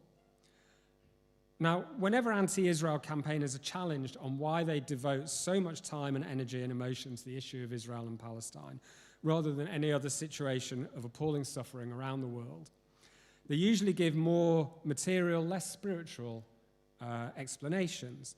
They point to the scale of death and destruction in Gaza, the complicity of Western governments, Britain's colonial legacy, these kind of things. But all of these factors also apply to, let's say, Sudan. In fact, far more so, on all three counts. The number of people killed, displaced, and hungry in Sudan is substantially higher than in Gaza. The amount of arms sold by Britain to the UAE, which is generally regarded as the sponsor of the force committing most of the atrocities in Sudan, far outweighs the amounts sold by Britain to Israel. And as for colonialism, some of the most famous events and people in British imperial history happened in Sudan. But none of this counts in the same way, because Sudan carries no spiritual resonance in Western civilization and no symbolic role in our politics. There has never been a Sudanese question in European thought. The formative stories of Western civilization, the font of our moral and cultural identity, are found instead in Judaism and in the land of Israel. I think this is what Pankaj Mishra meant when he wrote that conflicts involving Israel have this unique relevance for humanity. There is only one Holy Land. There is only one Jerusalem. There are lots of other things that feed into the obsessive focus on Israel, but this is its origin point. Now, we don't stop often enough to acknowledge just how weird this all is. The idea that the status of Jews, such a numerically insignificant people, and Israel, a tiny nation in territory and population, should play such an outsized role on a global canvas is something we become used to, but it remains quite odd. David Nirenberg made a similar point in a recent edition of Joe Glanville's book of essays on anti-Semitism. He said, "We struggle to meet the challenge of understanding anti-Semitism's appeal because we always get stuck on reality. In the last century," he said, "Hannah Arendt tried to understand anti-Semitism through economics. The Jews are hated because they're so rich. And in this century, today, it's about Israel. The Jews are hated because Israel is a colonial, occupying apartheid state." But, Nirenberg said, the real is not the actual driver of this logic. And he's right. Anti-Semitism is not rooted in reality. Either it's entirely a fiction, or it takes a partial reality and reshapes it into unrecognizable fantasy. But sometimes our inability to think beyond reality, not only do we fail to meet this challenge, but it reaches the point of self-parody. Last month, an academic called Dr. Samar Makusi gave a talk to the Students for Justice in Palestine Society at UCL, in which she included an actual blood libel as fact. Dr. Makusi told the story of the Damascus blood libel of 1840, except she told it not as fiction but as fact, that Jews really do use non-Jewish blood in our religious rituals, as evidence of the malevolence of Jews, within a much longer anti-Semitic diatribe in this lecture. And she got her facts wrong. Instead of saying that Jews use non-Jewish blood to bake matzah at Passover, she said we use it to make pancakes at Shavuot. And some people went on social media to correct her on this point. Jewish people, who I really respect, while condemning her, said, "No, you've got it wrong. It's not pancakes at Shavuot, it's matzah at Pesach." And I was thinking, that's not the problem here. In a darkly comic twist, before this academic did her PhD at UCL, she used to work at UNRWA, of course. But when we analyze anti-Semitism, we do this a lot. We fall into the mistake of being too rational, too analytical. It's a strange thing to say at an academic event, I know, but rational analysis has a limited capacity to explain what is fundamentally an irrational phenomenon. So yes, we can laugh at Dr. Marcusi, but she is an educated woman, an academic with a PhD who had recently completed a research post at UCL, which is one of the top 10 universities in the world. And she was teaching the blood libel as fact. And it begs the question, why, time and again, do people fall for this stuff? Remember Robert Fine and Philip Spencer's definition of the Jewish question, a theory designed to explain the winners and losers of capitalist society. The past 2 decades have seen increasing numbers of losers, from globalization, from the 2008 economic crash, the pandemic, the cost of housing, the AI squeeze on graduate jobs, and the rest.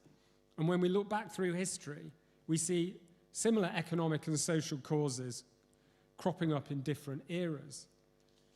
The international system that has remained relatively stable for 80 years, since World War II, is in crisis, and liberal democracy is stumbling, to say the least.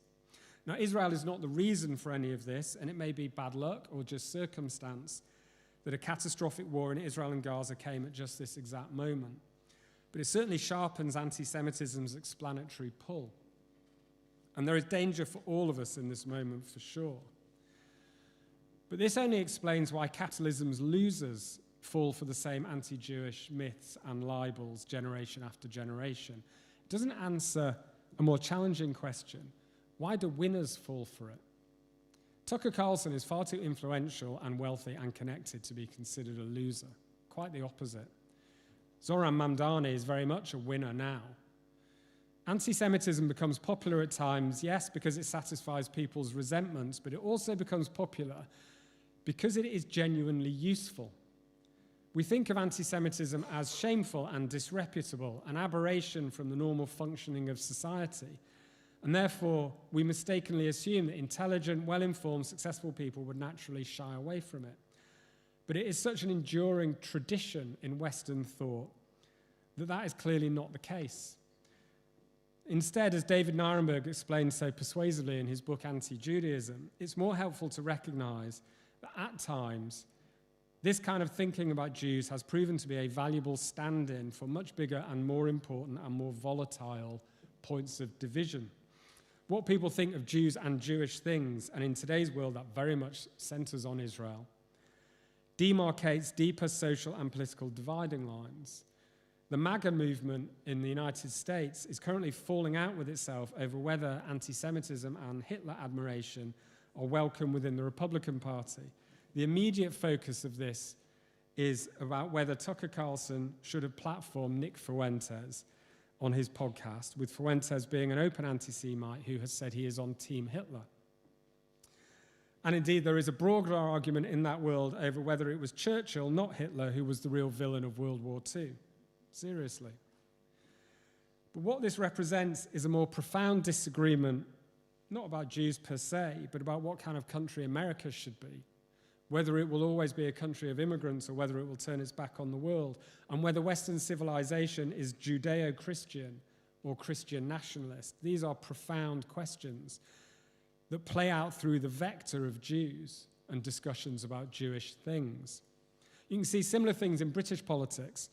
A poll last month by the think tank More in Common showed that ex-Labour voters looking for a new political home go primarily to Reform if they support Israel and to the Greens if they support the Palestinians. Now, most of them are not making their decision on this basis, but it is a reliable indicator of what else they think.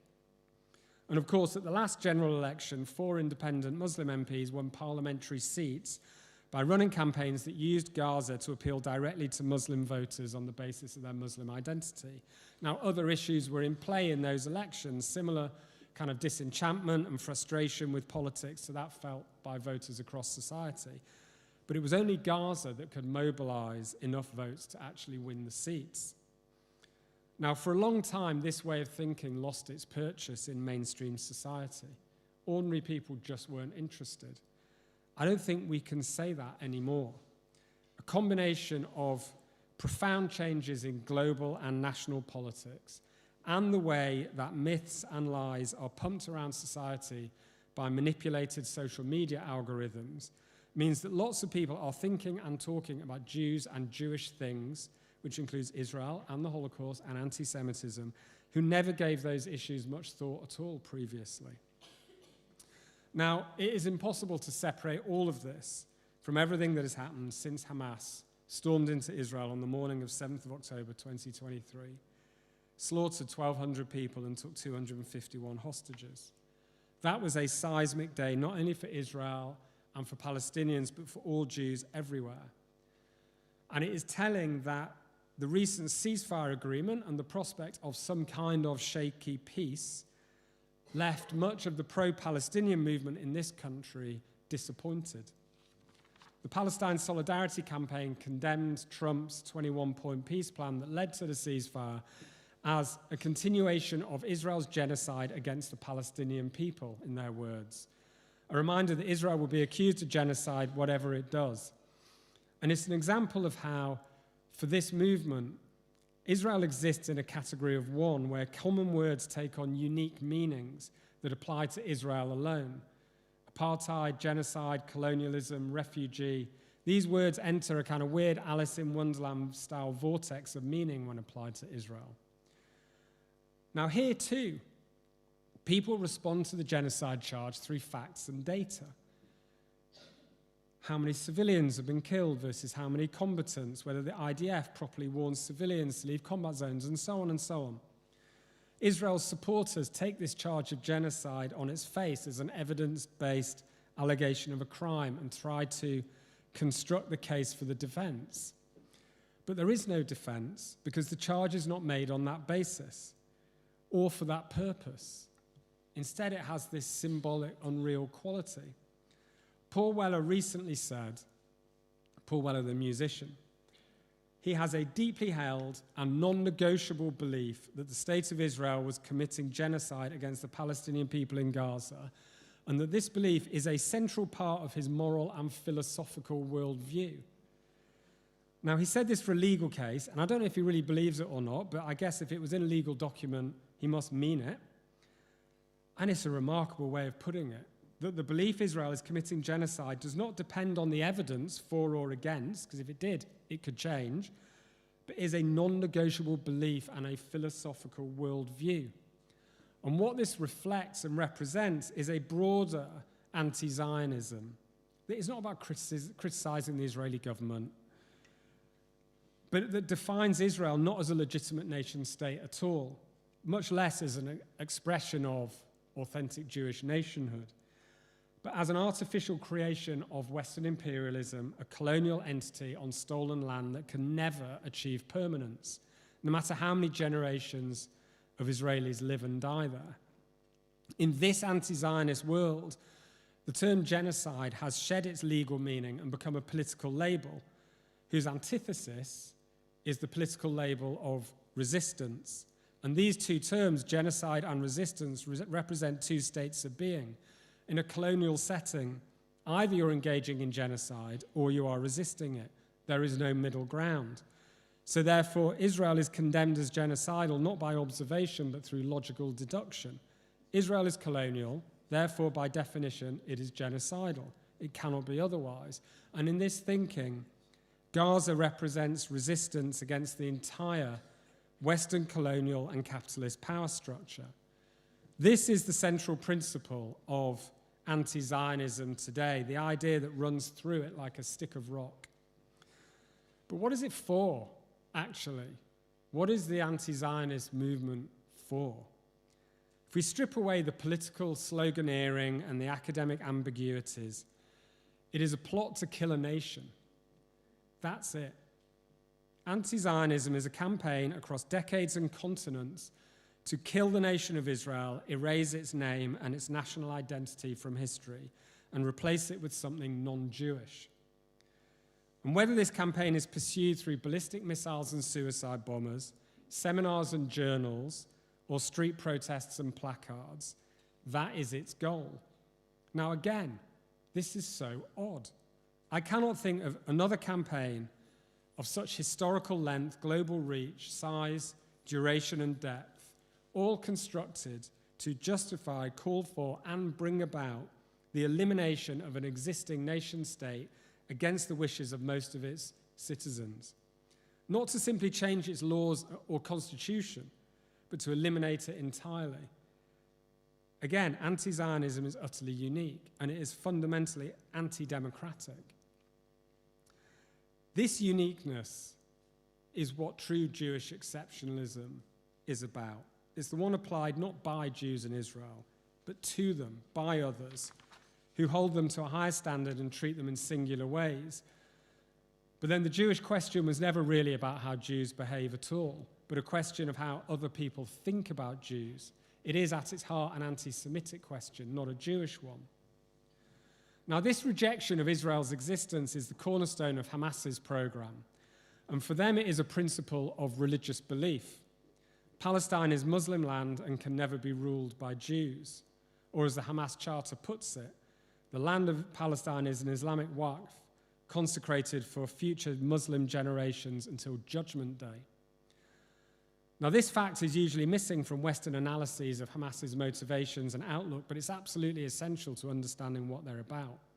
And interestingly, the anti-Zionist idea that Israel is a colonial entity that can never acquire legitimacy brings the Western left into line with this Islamist thinking on the impossibility of Jewish sovereignty on any part of the land of Palestine.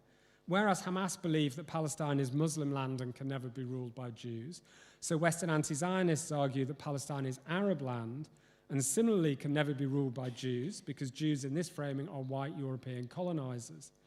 The discourse differs, although not by that much, but the underlying instinct and the end result are the same. And I cannot think of a more fitting slogan for this movement than death to the IDF.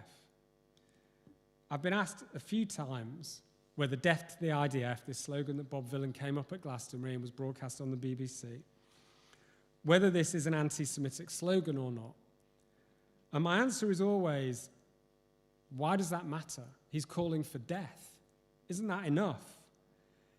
And the question almost implies that calling for death is somehow less abominable if it's only applied to Israel.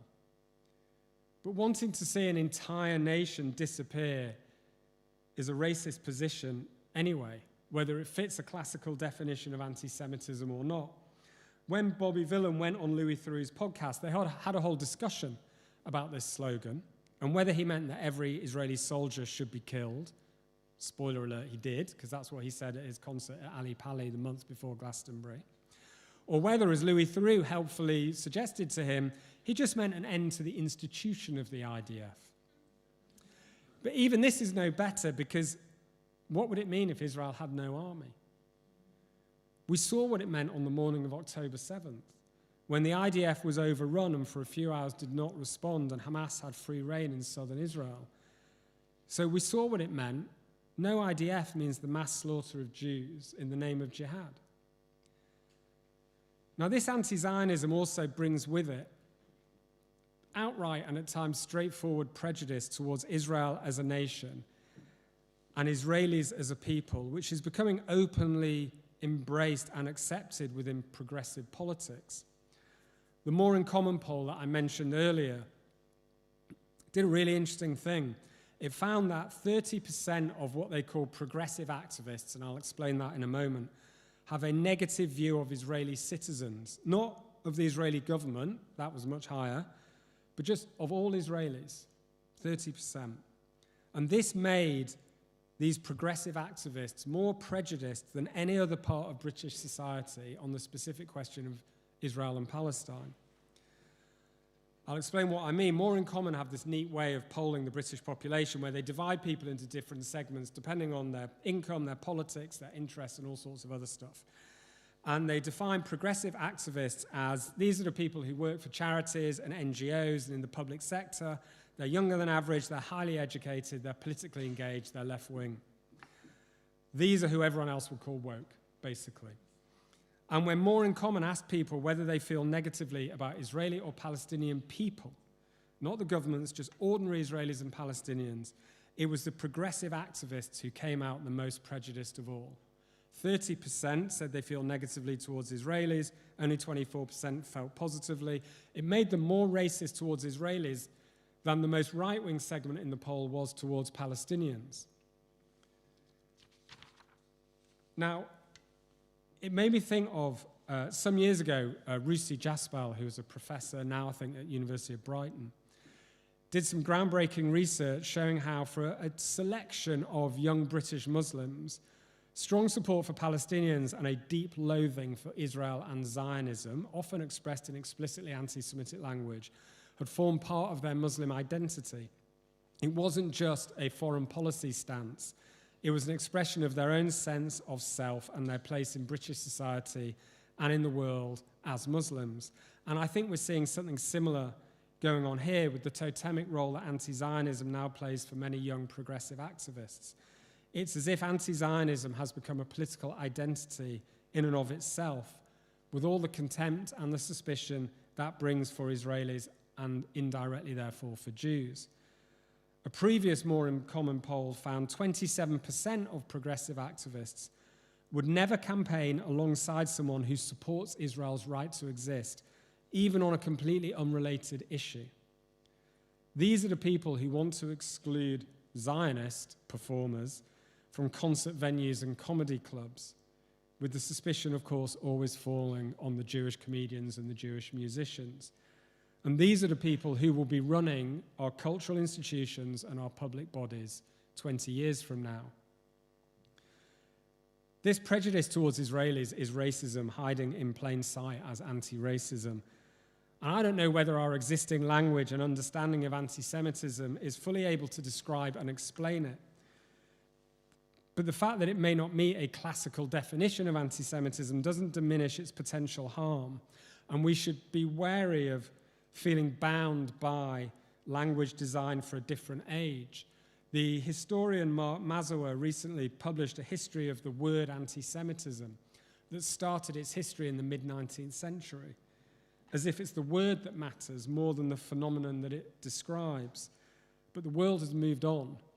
The condition of the Jewish people has changed, and the meaning of anti-Semitism needs to adapt and modernize to remain relevant, or it will just be superseded by newer language that is a better fit for what we face today, in the same way as the word anti-Semitism emerged in the 1870s to describe how modern racialized Jew hatred differed from its predecessors.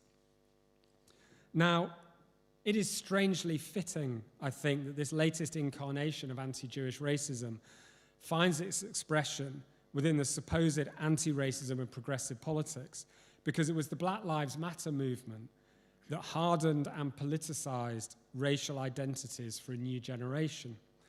That experience, that period, taught young progressives, amongst other things, that people are defined by racial categories, and that only structural discrimination directed at people of color is real racism. More than that, it encouraged the view that all oppression and inequality is due to white supremacy, which manifests through structural racism at home and colonialism around the world. Now, this leaves little room for the ways that anti-Jewish racism actually manifests. And even worse, I think there is a clear discursive link in the way that between the rise of BLM, the increase in discussions of white supremacy in domestic politics, and the growth in usage of the phrase Jewish supremacy as a synonym for Zionism, first in Israel, but inevitably around the world too. There is some irony in this, of course, that the biggest global anti-racist movement in recent years normalized an anti-Semitic phrase that in European and North American politics had previously been the preserve of David Duke and other white supremacists, and made it commonplace on the progressive anti-racist left. But ironic or not, the impact has been to bring parts of Western anti-Zionism into line with genuinely neo-Nazi thinking about Jews. Back in 1962, CST's predecessor, the 62 Group, was founded by Jewish anti-fascists after the National Socialist movement held a rally in Trafalgar Square under a banner reading "Free Britain from Jewish Control." And today, Dr. Rama Aladwan and David Miller and others operate under the slogan, "Free Britain from Jewish supremacy." These are literally the words they use. Placards and banners claiming the British government is under Zionist control are common on anti-Israel protests. And of course, they echo the old far-right idea of Zog, that we all live under a Zionist-occupied government.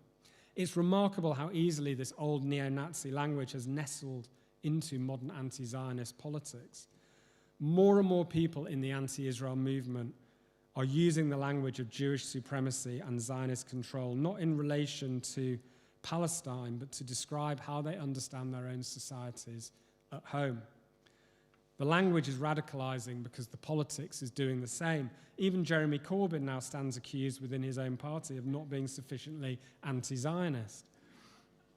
Rama Al-Adwan, who is Palestinian herself, don't forget, recently tweeted that it is more important to be anti-Zionist than to be pro-Palestine. Why? Because being pro-Palestine only frees Palestine. Being anti-Zionist frees the entire world.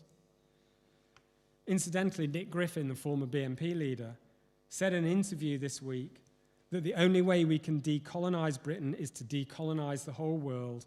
I'm not interested in freeing Palestine from the river to the sea. I want the whole world free of Zionist influence. It's identical. And at the other end of the horseshoe, the people pushing anti-Semitic ideas on the American right, Tucker Carlson, Nick Fuentes, Candace Owens, have incorporated hostility to Israel and Zionism into their more traditional anti-Semitic commentaries. Now, this identification of Jewish supremacy as the problem, married up with the kind of purifying fervor of anti-Zionism, is, I suspect, what lay behind Peter Beinart's recent humbling.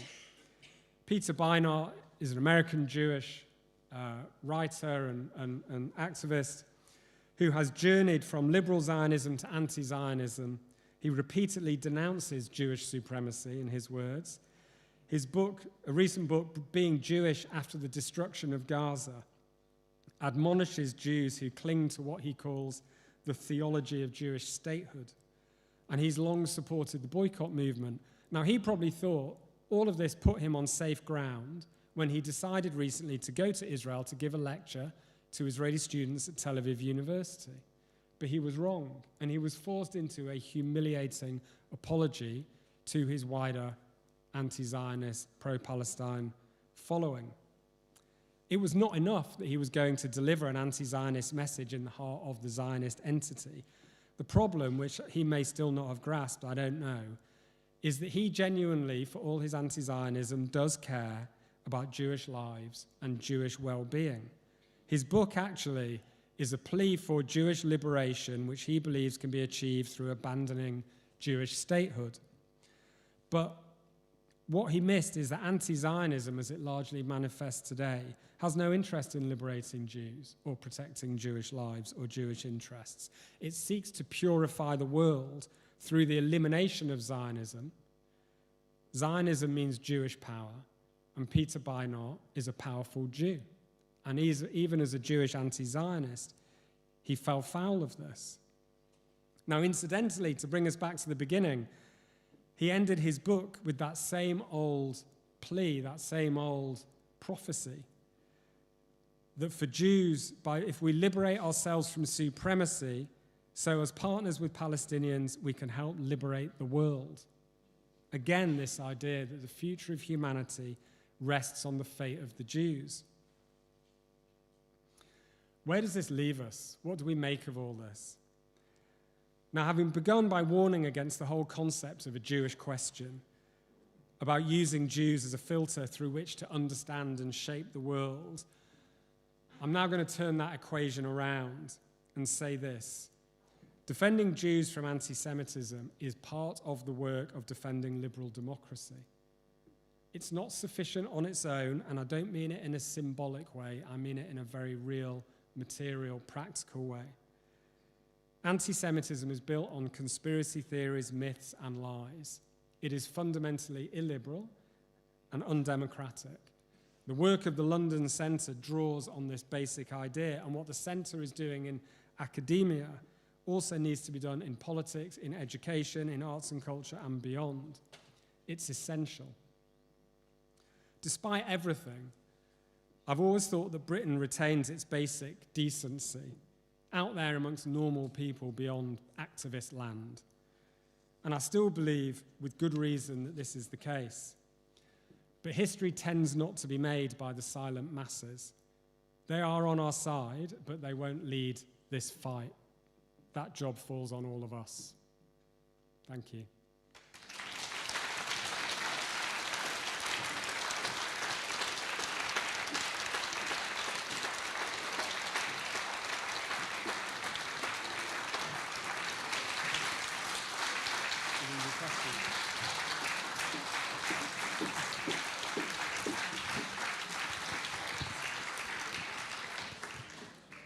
Thank you, Dave, for this powerful and insightful lecture about contemporary anti-Jewish discourses and anti-Jewish symbolic violence in a broader global cultural and political context. I would now like to open the floor for questions. We have only 10 minutes, so I would like everybody to abstain from making long comments, and I'm sure that many of you are eager to engage with Dave, so please ask short questions so as many of you can engage with Dave. I will take first 3 questions.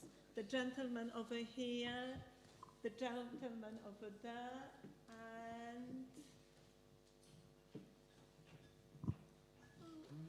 and the lady. Dave, thanks very much for a very informative presentation. Really, a couple of questions all sort of rolled into one. One is that your description of the problem seems to be focused much more on the sort of emotional appeal of anti-Semitism and anti-Zionism, which kind of puts it back to us that we often, as you said yourself, often think that we can respond with rational arguments. So, but how do you think we can deal with the emotional nature? There is certainly a view I've heard is that, and I think you did refer to it in your Peter Beinart remarks, that there are some people within the Jewish community who think the answer is to disassociate the Jewish community more visibly from Israel and the policies of the Israeli government. And lastly, I think you also made the point about the terminology. I mean, I think a lot of us have found that calling anti-Zionists or anti-Semites anti-Semitic doesn't actually help, because basically you're justifying rather than countering. And of course they would then say that they're not racist at all, that they're just describing reality. So again, I mean, I think you raised the question about whether terminology is a problem and whether calling people anti-Semitic is a necessary solution.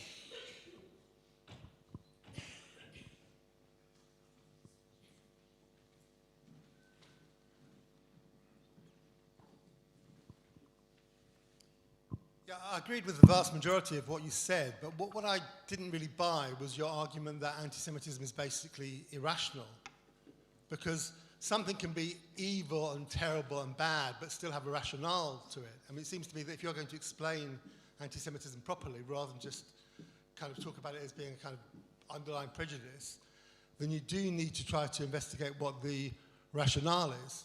And similarly, with the idea of scapegoating implies that the anti-Semites don't believe what they're saying. And I think what they're saying is absolutely evil, to be clear, but I think they genuinely believe it. And just to give one example, I think if you look at identity politics, this idea that the world is divided into different identity groups, there's a hierarchy of identities, and Jews are hyper-privileged because of that identity, then if you accept those premises, which I entirely don't, but if you do, then it seems to be that anti-Semitism is entirely rational. It flows from those completely flawed premises.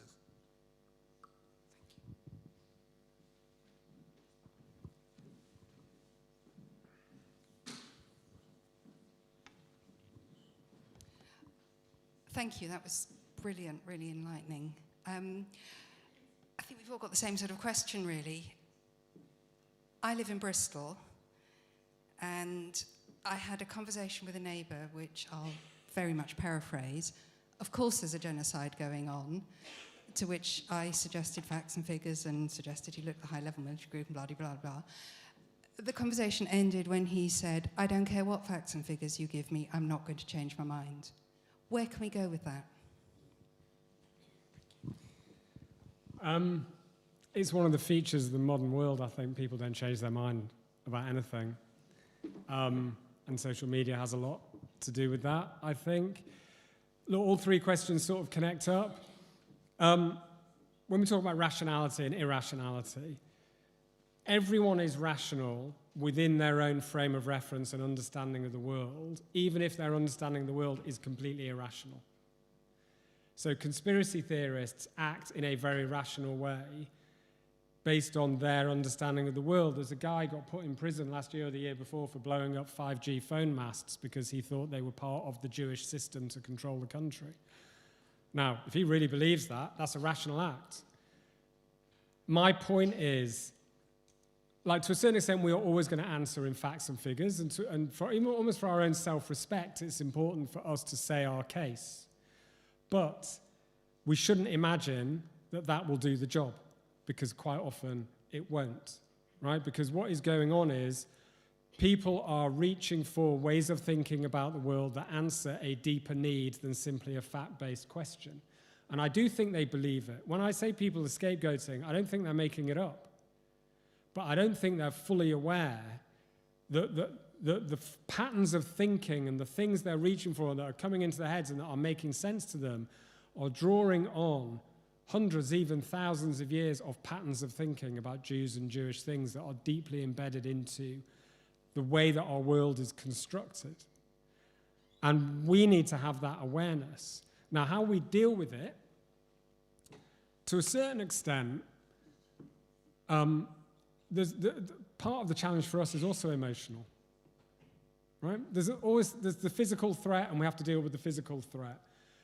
But how it makes us feel about it, and how we, Jewish or not, who care about this issue, go about society, go about our lives, and how it affects us or doesn't affect us, that is partly about how we react emotionally as well. It's not just about the facts and figures, and here's an article saying this, and here's an article saying that. So I think we have to recognize it operates at lots of different levels, and we have to respond at lots of different levels.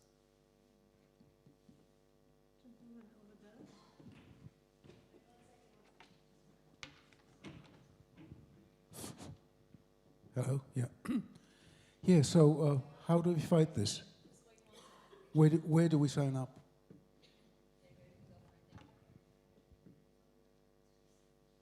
The question is, how do we fight this? And where do we sign up? Well, since we're here, I would say support the London Centre. Since I'm from CST, I'm going to say support CST. But there are lots of different organisations doing things, lots of different people doing things. You know, we can start with people we know and workplaces and so on, and so much of this is about, like, I understand what you're saying, but sometimes the starting point is individual conversations, you know. But there are lots of organisations in the community who are doing good work to tackle anti-Semitism, whether that's volunteering, whether it's supporting the centre, and so on. And I think part of the job of how we fight this is about being active. I think what has happened over the last 2 years is that a lot of people in the Jewish community have felt quite helpless. And like, we're under attack and we don't know what to do. And actually, we're not helpless. We are a pretty well-organised, pretty resourceful community with a lot of talented people and a lot of good organisations, and in some ways better placed than a lot of Jewish communities around the world to deal with these issues. So I think even just being on the front foot and being active will make it feel like there's a change.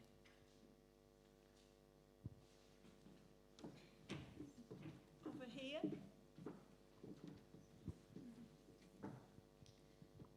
Thanks a lot, an amazing speech, thank you.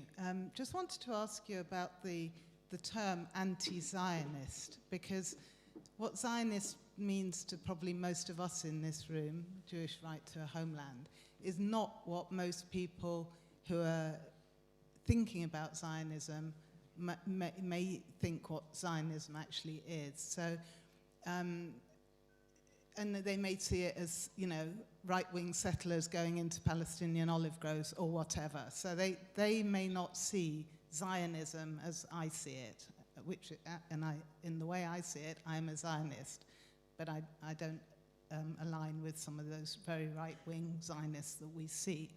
So do you think that there is a place for us either reclaiming the term or reinventing ourselves with a new term so that we can actually just, you know, what do you think is the future for Zionism?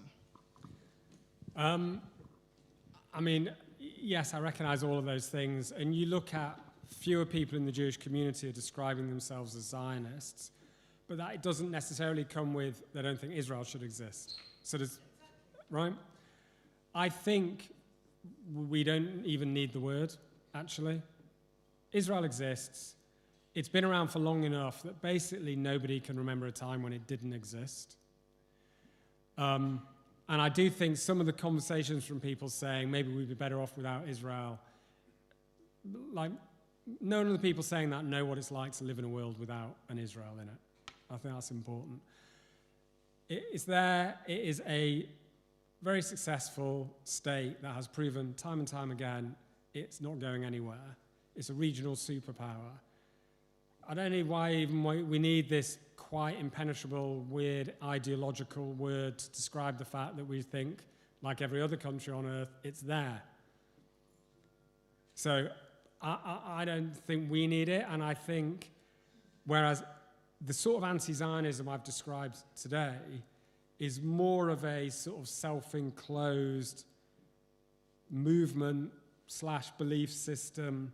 And I know David some time ago stopped using the hyphen in anti-Zionism, because if we look at anti-Zionism as a thing, as a movement of extremism, I think that helps, maybe. So yeah, I just think I think it's not really a relevant or helpful word anymore. Yeah. One more question, the final question. The lady in a blue shirt.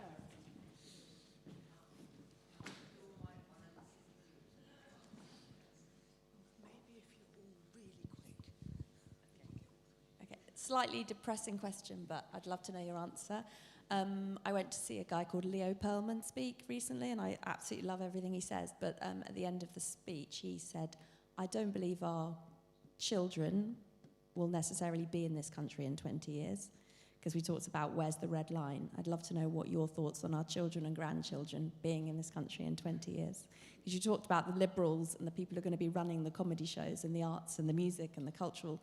Are they going to forget that they're pro-Palestine in 20 years, or is it still a thing? So, yeah. I'm more optimistic, but look, it's all relative, because, and this is obviously something a lot of people have been talking about and thinking about, and I was thinking, where are you going to go that's better? If people want to make Aliyah, great. If they want to go and live in Israel because they're Jewish and they want to live in a Jewish country, great. Are you physically safer in Israel than you are here? You know, who knows what's going to happen there in 20 years? Is any other diaspora community handling this stuff better?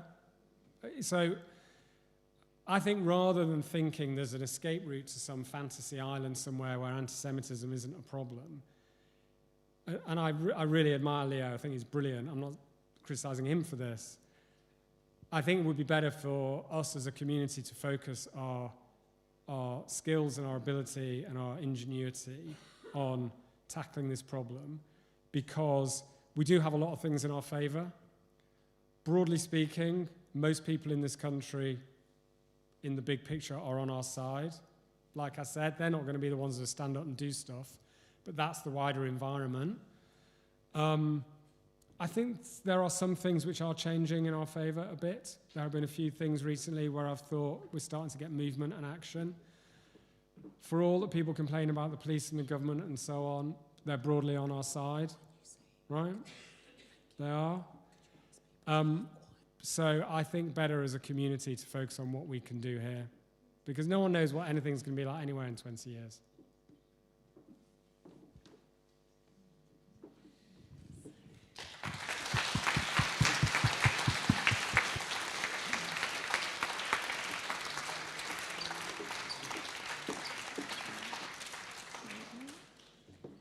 Dave, once again, thank you for your wonderful lecture, and we hope that it will be published soon.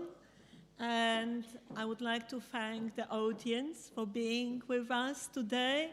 And I would like to also thank David Hirsh, the brain and the soul, the heart of the center, for everything he does.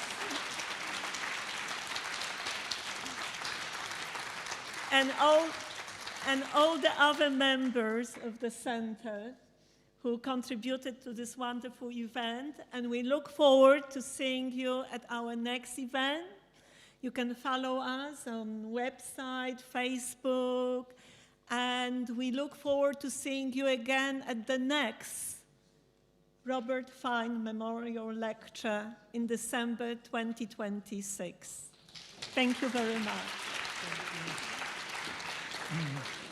Let me say very quickly before I let you go, some real warm thanks to our volunteers, to Danny Louise, who is our event organizer, to Martine, who's been doing brilliant work, to Joe de Geer, and thank you to all of you, and thank you especially to Dave Rich.